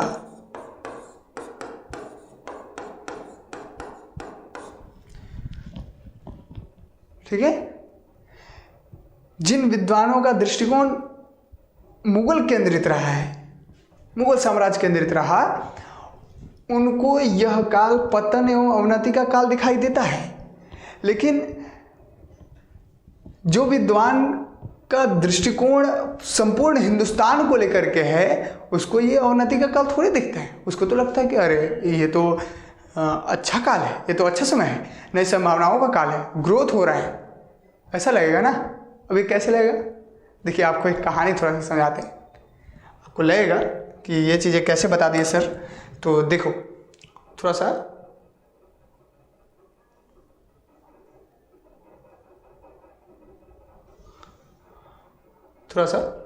आपको हम समझाते हैं। देखिए कैसे लगेगा। देखिए, दो सर्वेक्षक हैं, फिर दो लोग हैं, ऐसे डायरेक्टली नॉर्मल भाषा में समझते हैं। दो लोग हैं, एक गांव में जाते हैं, वहाँ पर कई सारे छोटे छोटे घर हैं, एक बड़ा घर है जो लगभग वहाँ के नेता वगैरह का घर है शायद, और जो मतलब वहाँ के जमींदार लोगों का घर होगा या फिर बड़े परिवारों का घर है, एक घर। तो गांव में एक घर ऐसा है जो बड़ा बेहतर है, बड़ा अच्छा है, सुंदर लग रहा है देखने में, अभी अभी पेंट पोचारा हुआ है, उस पर चमक रहा है, शाइनिंग मार रहा है वो। और एक वैसा गांव जो मतलब उसी गांव में बाकी के जो अन्य घर हैं वो नॉर्मल है, कच्ची ईंटों के हैं, नॉर्मल है, कच्चा है, मिट्टी के है, खपरा के घर है, इस तरीके से है। अब दोनों लोग उस गांव में गए सर्वेक्षण करने, क्या अच्छा है, क्या बुरा है, क्या चीजें हैं, उनको देखने दो लोग गए। तो एक जो आदमी था वो गांव में इंटर कर गया, गांव में चला गया, और दूसरा जो था वो गांव के जो सबसे बेहतर घर था उसके पास चला गया। अब वो खड़ा होकर के ऐसे देख रहा है कि ये तो बड़ा अच्छा घर दिख रहा है, बहुत चमक भी रहा है, ये मतलब अच्छा घर है, ऐसा करके देख रहे। और एक जो गांव में एंटर किया तो उसको नज़र आ रहा है कि अभी बहुत दयनीय स्थिति है, यहाँ पर सब खपरा का मकान है, मिट्टी की मकान है, कच्चे ईंटों का मकान है, इधर भी वही मकान, उधर भी, ऐसे करके दूसरा जो था वो दूसरा सब बस्तियों को देखा, उसको ये बड़ा घर नहीं दिखाई दिया, बस्तियों को देख रहा है, पूरे गांव को देख रहा है। और एक जो था वो सिर्फ उसको देख रहा है कि तो बड़ा अच्छा घर है, मतलब। अब दोनों वो देख करके वापस आ करके अब जो लोग उसको भेजे थे उसको बता रहा है। एक ने बताया गांव में तो बहुत प्रगति है, बहुत ही ज़्यादा गांव में प्रगति है, घर इतने आलीशान है, अच्छे घर हैं, गांव में भोजन पदार्थ सब बेहतर है, ये वो तो वैसा बताया। दूसरा वो कच्ची बस्तियों को देखा था, तो उसने बताया कि नहीं, अभी गांव में तो दयनीय स्थिति चल रहा है, बहुत ही खराब स्थिति है गांव का, ऐसा बताया। अब 20-30 साल बाद, 30 साल 40 साल बाद फिर से उन दोनों को भेजा गया, फिर से आप देख करके आइए, उस गांव का सर्वेक्षण करके आइए, अब क्या हुआ वहां पर चेंजिंग। तो अब जब ये दोनों गया, जो घर को देख रहा था वो अब घर के पास गया, जो बढ़िया घर था उसके पास गया, तो देखा कि अरे इसका तो पेंट उजड़ गया है, पेंट खराब हो गया है, कहीं कहीं दीवार भी टूट रहा है, लगता है कि दरार पड़ा हुआ है। ऐसे करके देख रहा है, सगरों दिक्कत है, पूरा कमज़ोर पड़ गया, सब जंगल उसके आसपास घर के जंगल हो गए हैं, ऐसा दिख रहा पहले लोग। और जो गांव की बस्तियों को देखा था, मिट्टी घरों को देखा था, उसने जब देखना स्टार्ट किया तो देखा कि अरे गांव में तो लगभग ढेर आदमी ने पक्के ईंटों का मकान बना लिया है, ढेर लोग बाइक खरीद लिए हैं, ठीक है, घर अब खपरा का नहीं छत हो गया है सबका, अच्छा है। अब ये दोनों वापस गए, तो वापस गए तो क्या बताएंगे, एक ने बताया कि गांव का तो बड़ा बुरा हाल है, बहुत दयनीय स्थिति है, गांव तो बेचारा टूट रहा है, वहाँ के घर टूट रहे हैं, खराब हो रहे हैं, सब जंगल इलाका बन गया है। और दूसरा क्या बता रहा है, गांव में प्रगति है, सबके घर हम देखे छत हो गया है, पहले खपरा का था, पहले मिट्टी का था, कच्ची ईंटों का था, अब पक्का ईंटा का मकान है, सबने पेंट करवा रखा है, कुछ लोगों के पास तो अपना अपना बाइक भी है। तो एक ने बताया बड़ा बेहतर है, ग्रोथ कर रहा है, और एक ने बताया खराब है, विघटन हो गया, टूट गया है। वही स्थिति यहाँ पर आप देख सकते हैं। जिन विद्वानों को सिर्फ यही नजर आता है कि मुगल साम्राज्य ही इस देश में है, पूरे भारत में सिर्फ मुगल साम्राज्य है, तो उनको तो 18वीं सदी के पूर्वार्ध का काल संकट का ही नजर आएगा ना। और जिन विद्वानों का दृष्टिकोण मुगल साम्राज्य केंद्रित नहीं है, मुगल साम्राज्य सिर्फ नहीं दिख रहा, उनको पूरा भारत दिख रहा है, पूरा हिंदुस्तान दिख रहा है, तो उनको तो यह काल नई संभावनाओं से युक्त ही दिखेगा ना, उनको तो यह काल ग्रोथ का ही दिखेगा ना। समझ में आया बात?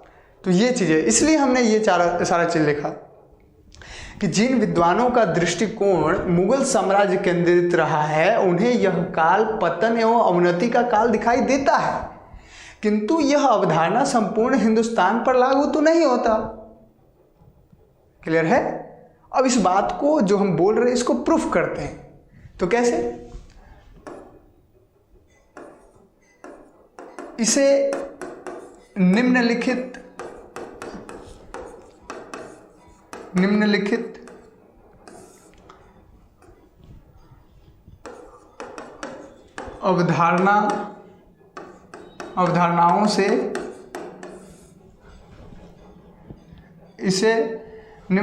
अवधारणाओं से सिद्ध किया जा सकता है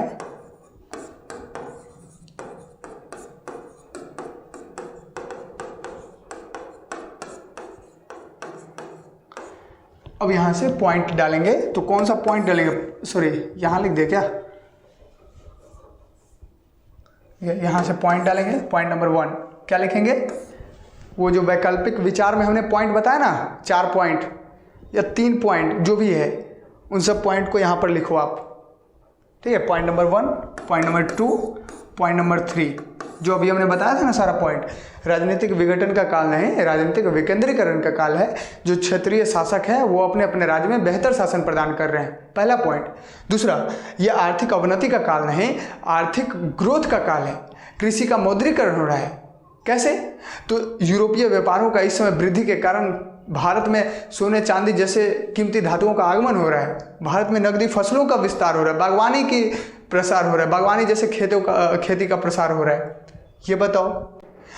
तीसरा नंबर में बताओ, कला एवं साहित्य का संरक्षण हो रहा है। मुगल स्थापत्य कला, संगीत कला, सबका क्षेत्रीय शासकों के द्वारा संरक्षण किया जा रहा है। तो ये सारा पॉइंट आप डाल दिए। फिर लास्ट में एक लाइन लिखिए,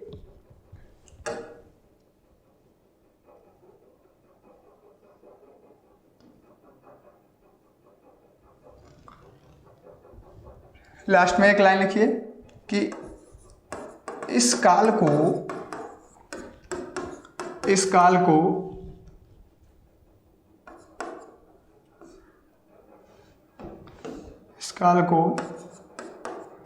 पतन एवं संकट का काल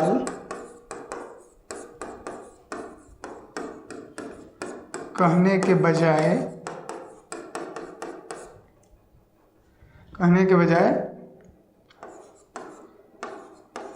पूर्व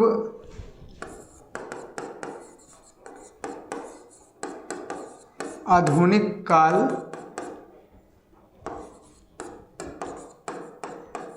करार दिया जाना चाहिए।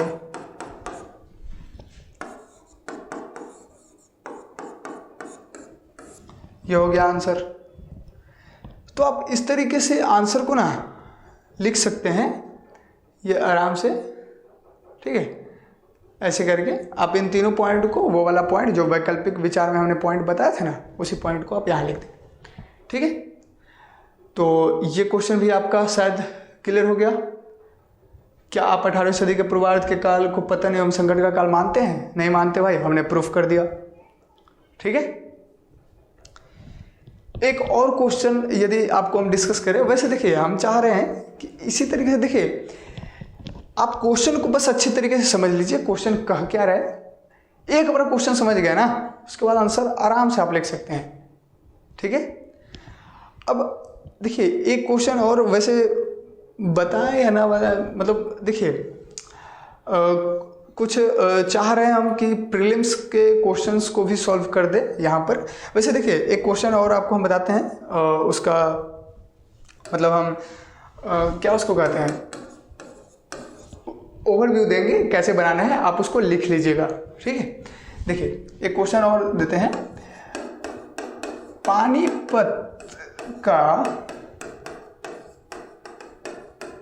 तीसरा युद्ध 1761 ईस्वी में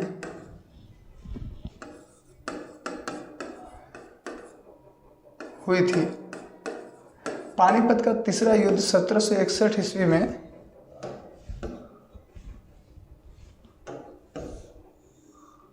घटित हुई।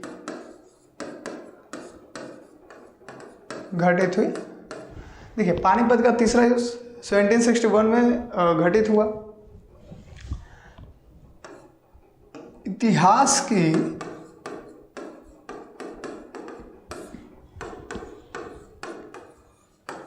भूप्रकंपी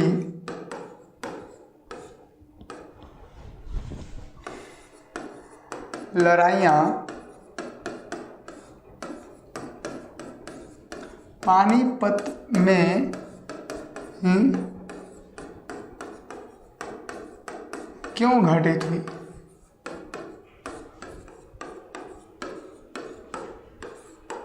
देखिए ये क्वेश्चन है कि पानीपत का तीसरा युद्ध 1761 में हुआ, तो हुआ फिर बता के हो रहा है भाई, कुछ भी लिख देता क्वेश्चन में। इतिहास की भूप्रकंपी लड़ाइयाँ पानीपत में ही क्यों घटित हुई, ये क्वेश्चन लग रहा है। भूप्रकंपी कहने का मतलब अर्थक्वेक की बात कर रहा है, यानी भूप्रकंपी का मतलब धरती डोला देने वाले युद्ध, उस तरीके के। तो इतिहास में जो भी भूप्रकंपी युद्ध हुए तो वो पानीपत में घटित हुआ। अब देखिए ये क्वेश्चन वैसे तो पूछ रहा है 18वीं सदी के पूर्वार्ध में, ठीक है। अब पानीपत का युद्ध 1526 में हुआ, 16वीं शताब्दी में, फिर 1556 में 56 में शायद हुआ था ना शायद, और फिर तीसरा पानीपत का तीसरा युद्ध 1761 में हुआ। तो कहना यह है कि पानीपत का दूसरा युद्ध जो अकबर और हेमू के साथ हुआ था, ठीक है ना। तो अब देखिए ये क्वेश्चन पूछ रहे हैं, तीसरा युद्ध खाली लिख दिया ऊपर तीसरा युद्ध। अब तीसरा युद्ध से हम कैसे प्रूफ करें भाई कि पानीपत में जितने भी युद्ध हुए हैं, उसका जिक्र करना पड़ेगा ना। गजब क्वेश्चन लिखता है, कोई दिक्कत नहीं। देखिए यहाँ सिंपल सा चीज़ एक आपको देखना होगा कि पानीपत में ही युद्ध क्यों हुआ था। तो आपको हम क्लास जब हम पढ़ा रहे थे ना, उस समय हमने बताया था कि जब भी जो उत्तर पश्चिम वाला जो इलाका है ना, जैसे ये भारत है, ये उत्तर पश्चिम का ये इलाका है ना, ये भारत है, ये पाकिस्तान है, ये अफगानिस्तान है, इसको हटाते हैं, ठीक है। ये ईरान वाला इलाका जो भी रहे इस तरीके से। तो जब भी भारत में उत्तर पश्चिम, देखिए ये नॉर्थ है, ये साउथ है, ये वेस्ट है, सॉरी ईस्ट है, ये वेस्ट है, तो ये क्या होगा नॉर्थ ईस्ट, यानी नॉर्थ वेस्ट, सॉरी ये क्या होगा नॉर्थ ईस्ट, ये क्या होगा साउथ ईस्ट, और ये क्या होगा साउथ वेस्ट, ठीक है। तो ये जो नॉर्थ वेस्ट है यानी उत्तर पश्चिम का इलाका, तो भारत में ये एंगल है ना, ध्यान से देखो, भारत का यही एंगल है ना, तो ये नॉर्थ वेस्ट हो गया यानी उत्तर पश्चिम वाला इलाका। तो जब भी उत्तर पश्चिम में, देखिए भारत का सिक्योरिटी कितना मजबूत था, ये हमने पढ़ाया क्लास के अंदर, हमने बताया है। काबुल, गजनी, कंधार वाला जो सुरक्षा पंक्ति है, यदि वो याद है तो फिर पंजाब के बाद फिर सिंधु नदी जो क्रॉस करेंगे तो पंजाब एंटर, फिर पंजाब से होते हुए हम हरियाणा के दिल्ली के मैदान के पास आते हैं, हरियाणा के मैदानी भाग में, जहाँ दिल्ली से पहले पानीपत आता है। पानीपत एक जगह है। अब जो भी बाहरी जो शासक होते थे ना, जो पश्चिम से जो भी शासक आते थे, वो उसी तरीके से आते थे, पंजाब होते हुए, हरियाणा के मैदान से होते हुए पानीपत में रुकेंगे, और जो दिल्ली में जो स्थापित शक्तियाँ होती थी वो पानीपत में मोर्चा लगाने के लिए विवश हो जाती थी, क्योंकि वो दिल्ली में, तो अब दिल्ली में बैठ के थोड़े मतलब किले पर से युद्ध करेगा, उसको उतरना पड़ेगा ना, मैदान में जाना पड़ेगा। तो पानीपत एक खुला मैदान मिल जाता है जहाँ पर युद्ध इन लोगों ने किया। ये हमने सारा क्लास में डिस्कस किया हुआ है, ठीक है।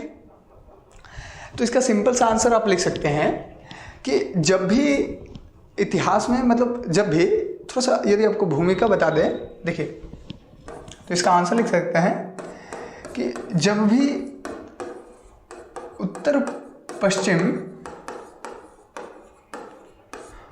पश्चिम की सुरक्षा व्यवस्था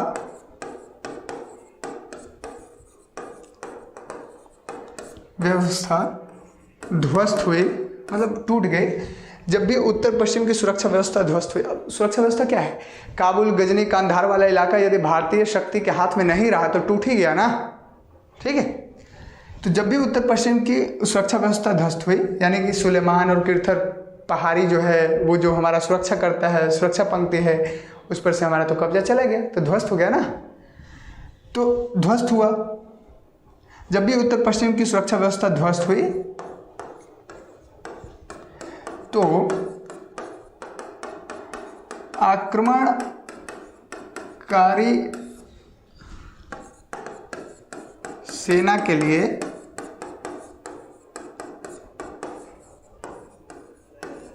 दिल्ली तक पहुंचना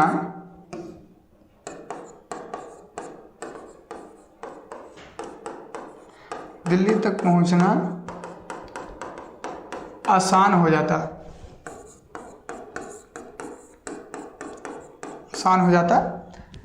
और चूंकि देखिए दिल्ली तक पहुंचना तो आसान हो ही जाएगा, अब इधर से आया तो दिल्ली में डायरेक्ट पहुंच जाएगा दिल्ली के पास। और चूंकि दिल्ली जो है, सॉरी दिल्ली छोड़िए, चूंकि पानीपत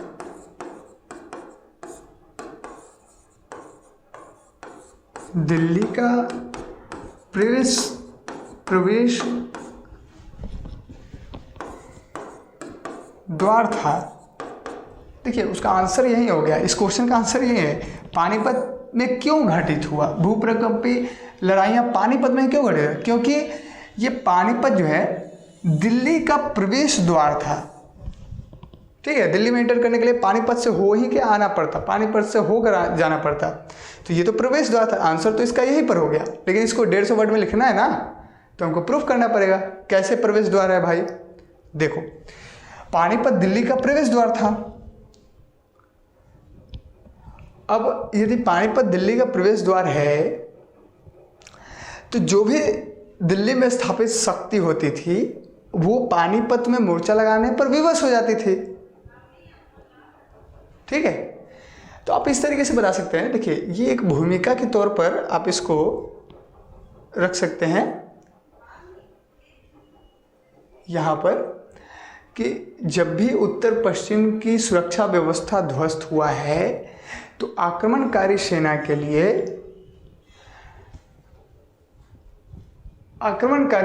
लिए दिल्ली तक पहुंचना आसान हो जाता था।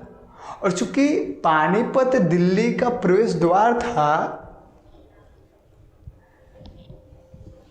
तो आसान तो हो गए हैं। अब इस बात को कैसे सिद्ध कर सकते हैं? तो इसे अब देखिए, यहां तक आप इसको छोड़ सकते हैं।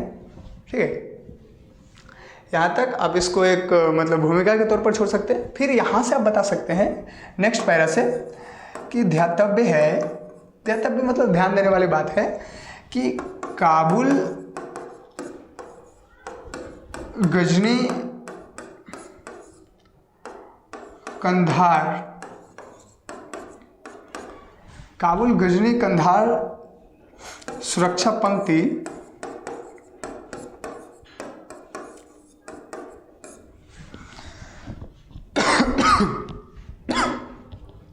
देखिए, काबुल गजनी कंधार जो सुरक्षा पंक्ति है, देखिए आप लिख लीजिए, यहाँ से हम बोलते हैं। ठीक है, देखिए ध्यातव्य है कि काबुल गजनी कंधार ध्यातव्य है,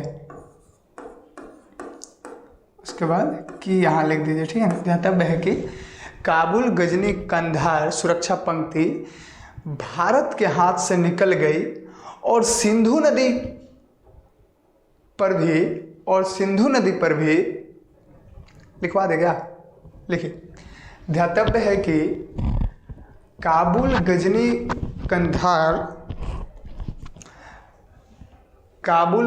कंधार सुरक्षा पंक्ति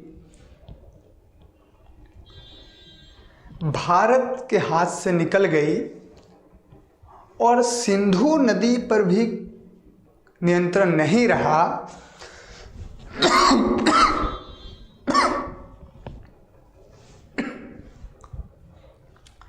और सिंधु नदी पर भी नियंत्रण नहीं रहा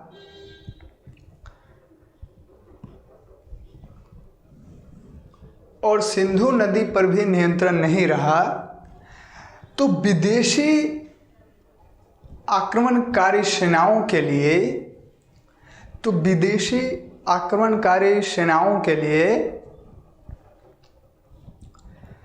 पंजाब पर कब्जा कर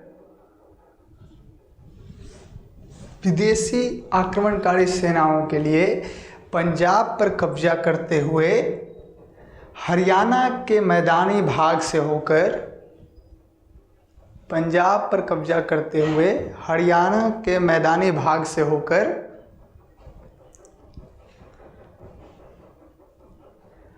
पानीपत में पहुंचना आसान हो जाता था। पानीपत में पहुंचना आसान हो जाता था और जो दिल्ली में स्थापित शक्ति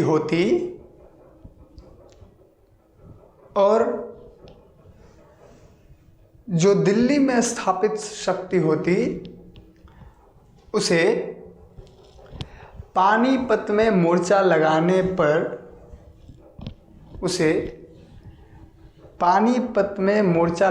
पर विवश होना पड़ता। पानीपत में मोर्चा लगाने पर विवश होना पड़ता।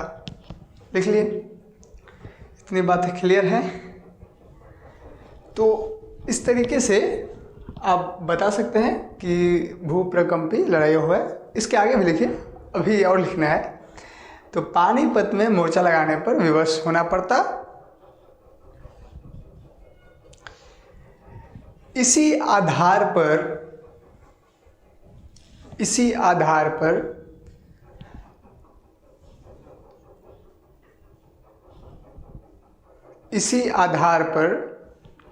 इतिहास में पानीपत में लड़ाइयाँ घटित हुई। इतिहास में पानीपत में लड़ाइयाँ घटित हुई। हो गया एक पैराग्राफ क्लियर। अब दूसरा पैराग्राफ आप यहाँ से लिख सकते हैं। दूसरा पैराग्राफ यहाँ से आप स्टार्ट कीजिए। क्या स्टार्ट करना है कि अब देखिए, इसलिए स्टार्ट करना पड़ेगा क्योंकि इसका तो आंसर हमने दे दिया अभी तक। ये जो लिख दिया है ना, पानीपत का तीसरा युद्ध 1761 में हुआ, ये क्यों लिखा, इसका भी आंसर लिखते हैं ना। अब लिख दिया तो उसके बारे में भी कुछ बताना पड़ेगा, तो लिखते हैं। यहाँ से स्टार्ट करते हैं, ठीक है। इसको लिखते हैं। नेक्स्ट पैरा में आप लिखिएगा कि पानीपत का तीसरा युद्ध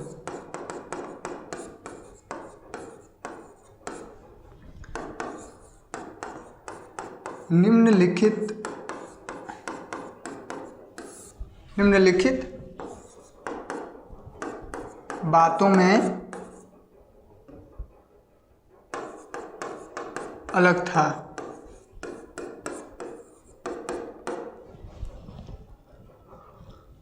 निम्नलिखित बातों यहाँ हटा देते हैं, कारणों लिख देते हैं, ठीक है।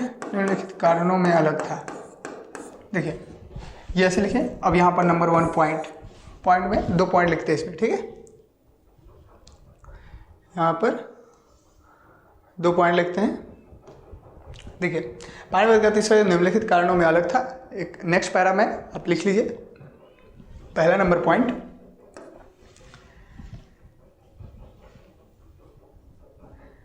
इस युद्ध में, यहां लिख देते हैं, ठीक है ना। इस युद्ध में शामिल दोनों शक्तियां, इस युद्ध में शामिल दोनों शक्ति कौन थे, यहां ब्रैकेट में लिख दीजिएगा, मराठे एवं अफगान, ठीक है। ये थे ना, अफगानिस्तान से आए थे अब्दाली। तो इस युद्ध में दोनों शक्तियां बाहर से आई थी, ठीक है, पहला पॉइंट। अच्छा इसमें एक और जोड़ देते हैं थोड़ा सा। इस युद्ध में दोनों शक्तियां बाहर से आई थी तथा दिल्ली में जो स्थापित शक्ति थी, कौन थी, मुगल ना, मुगल। दिल्ली में जो स्थापित शक्ति थी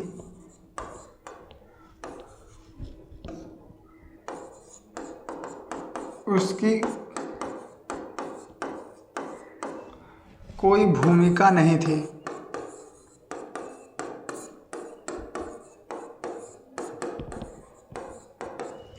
ठीक है। दिल्ली में स्थापित शक्ति कौन था, मुगल। तो उसका तो कोई भूमिका था ही नहीं 1761 में। अब्दाली भी उधर से आया, मराठा दक्षिण से गए और युद्ध कर लिए पानीपत में। ये तो हमने क्लास में बताया है। और मुगल बादशाह कुछ नहीं कर रहा है, बस देख रहा है।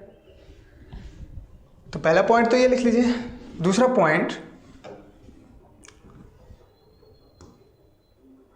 पॉइंट आप इसमें लिखिएगा कि, अब लिख लीजिए ना, इस युद्ध का लाभ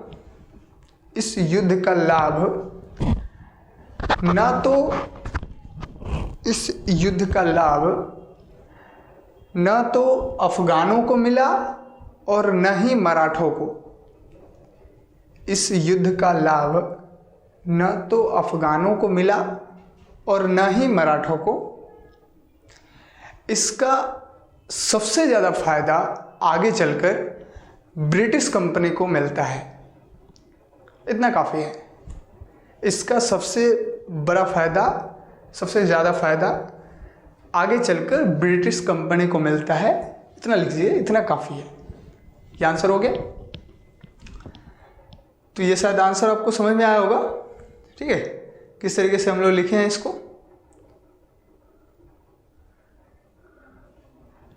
ठीक है ना, क्लियर है। अब देखिए ये क्वेश्चन था, क्लियर हो गया। ये मेंस के कुछ क्वेश्चंस हैं जिसको हमने प्रैक्टिस कर लिया है, ठीक है। कुछ यदि हम आपको बता दें कि जैसे प्रीलिम्स का जो क्वेश्चन होता है वो किस आधार पर आता है, कैसे आता है, उसके बारे में एक दो क्वेश्चन डिस्कस करते हैं। वैसे आगे चल करके हम प्रीलिम्स का जो ज़्यादा क्वेश्चन होगा उसका प्रैक्टिस करेंगे हम लोग, वैसे स्लाइड के तौर पर क्वेश्चन लिखा होगा, डायरेक्टली हम लोग को बात करेंगे, डिस्कस करके निकलेंगे। इतना लिखने का टाइम कहाँ है, ठीक है। तो ऐसे करेंगे। देखिए सबसे पहले निम्नलिखित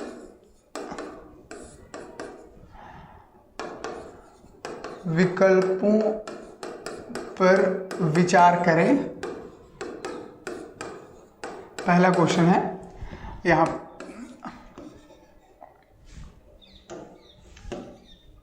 देखिए पहला मराठा, दूसरा हैदराबाद,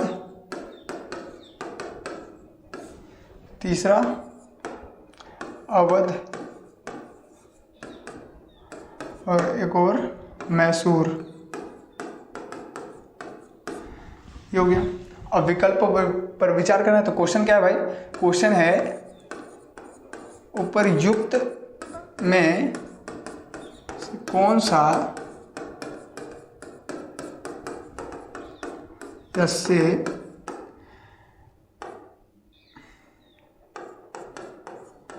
मुगल साम्राज्य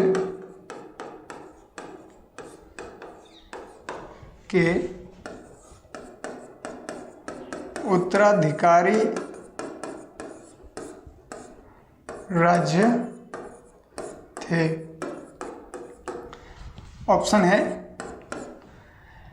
क्वेश्चन ऑप्शन है 1 2 3, ऑप्शन बी केवल 1, केवल 1, सी नंबर ऑप्शन 1 और 2 दोनों,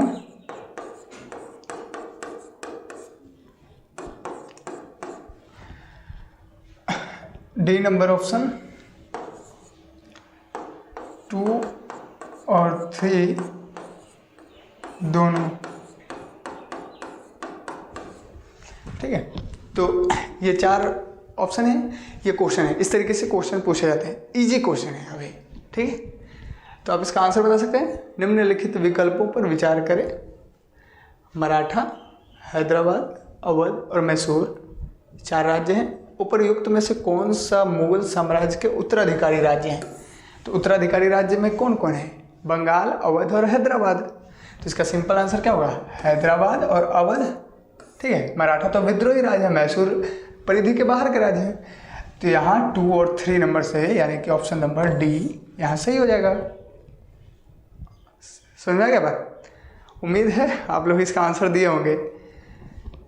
यदि आपने क्लास किया है ना, तो आप तो इसका आंसर सिंपली दे सकते हैं। देखिए नेक्स्ट एक और क्वेश्चन हम लोग लेते हैं, ठीक है। दूसरा क्वेश्चन, 18वीं सदी के पूर्वार्ध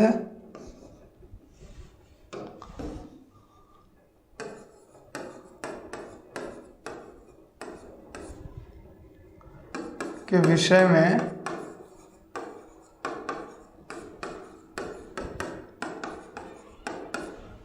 क्या सत्य है?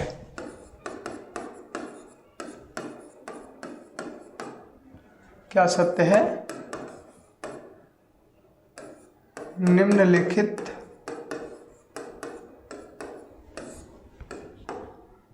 कथनों पर विचार करें। देखिए 18वीं सदी के पूर्वार्ध के विषय में क्या सत्य है? निम्नलिखित कथनों पर विचार कीजिए। तो कथन 1, मुगल साम्राज्य का विघटन। दूसरा,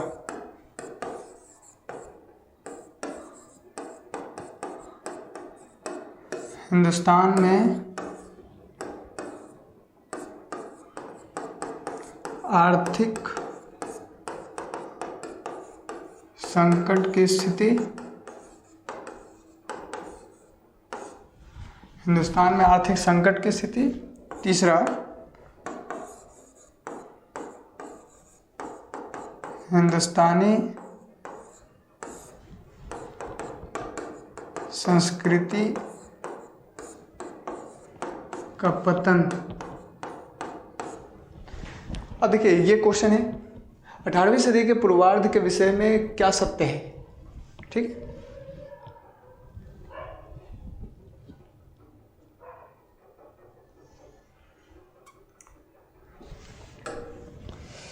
ऑप्शन ए 1, 2 और 3, ऑप्शन बी 2 और 3, ऑप्शन सी केवल 1, ऑप्शन डी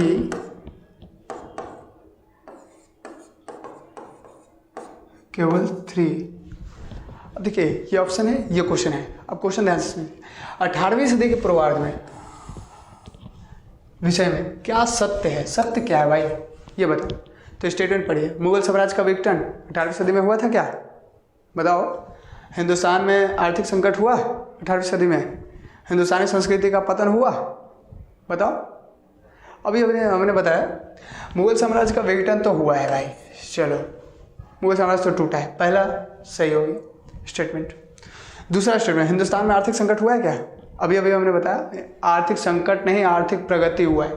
कृषि का मौद्रीकरण हुआ, नकदी फसलों का व्यापार विस्तार हो रहा है। तो आर्थिक संकट कहाँ, वो तो आर्थिक उन्नति का काल है, ठीक है। तो ये गलत है। और हिंदुस्तानी संस्कृति का पतन हुआ क्या, गलत। हमने अभी बताया वैकल्पिक विचार के तौर पर कि साहित्य और कला का विस्तार हो रहा है, हिंदुस्तानी संस्कृति का विस्तार हो रहा है। तो ये दोनों स्टेटमेंट गलत हैं, ये स्टेटमेंट सही है, यानी कि ऑप्शन नंबर सी यहाँ सही हो जाएगा। तो इस तरीके से प्रीलिम्स का क्वेश्चंस आते हैं और मेंस का क्वेश्चन अभी हमने डिस्कस कर लिया।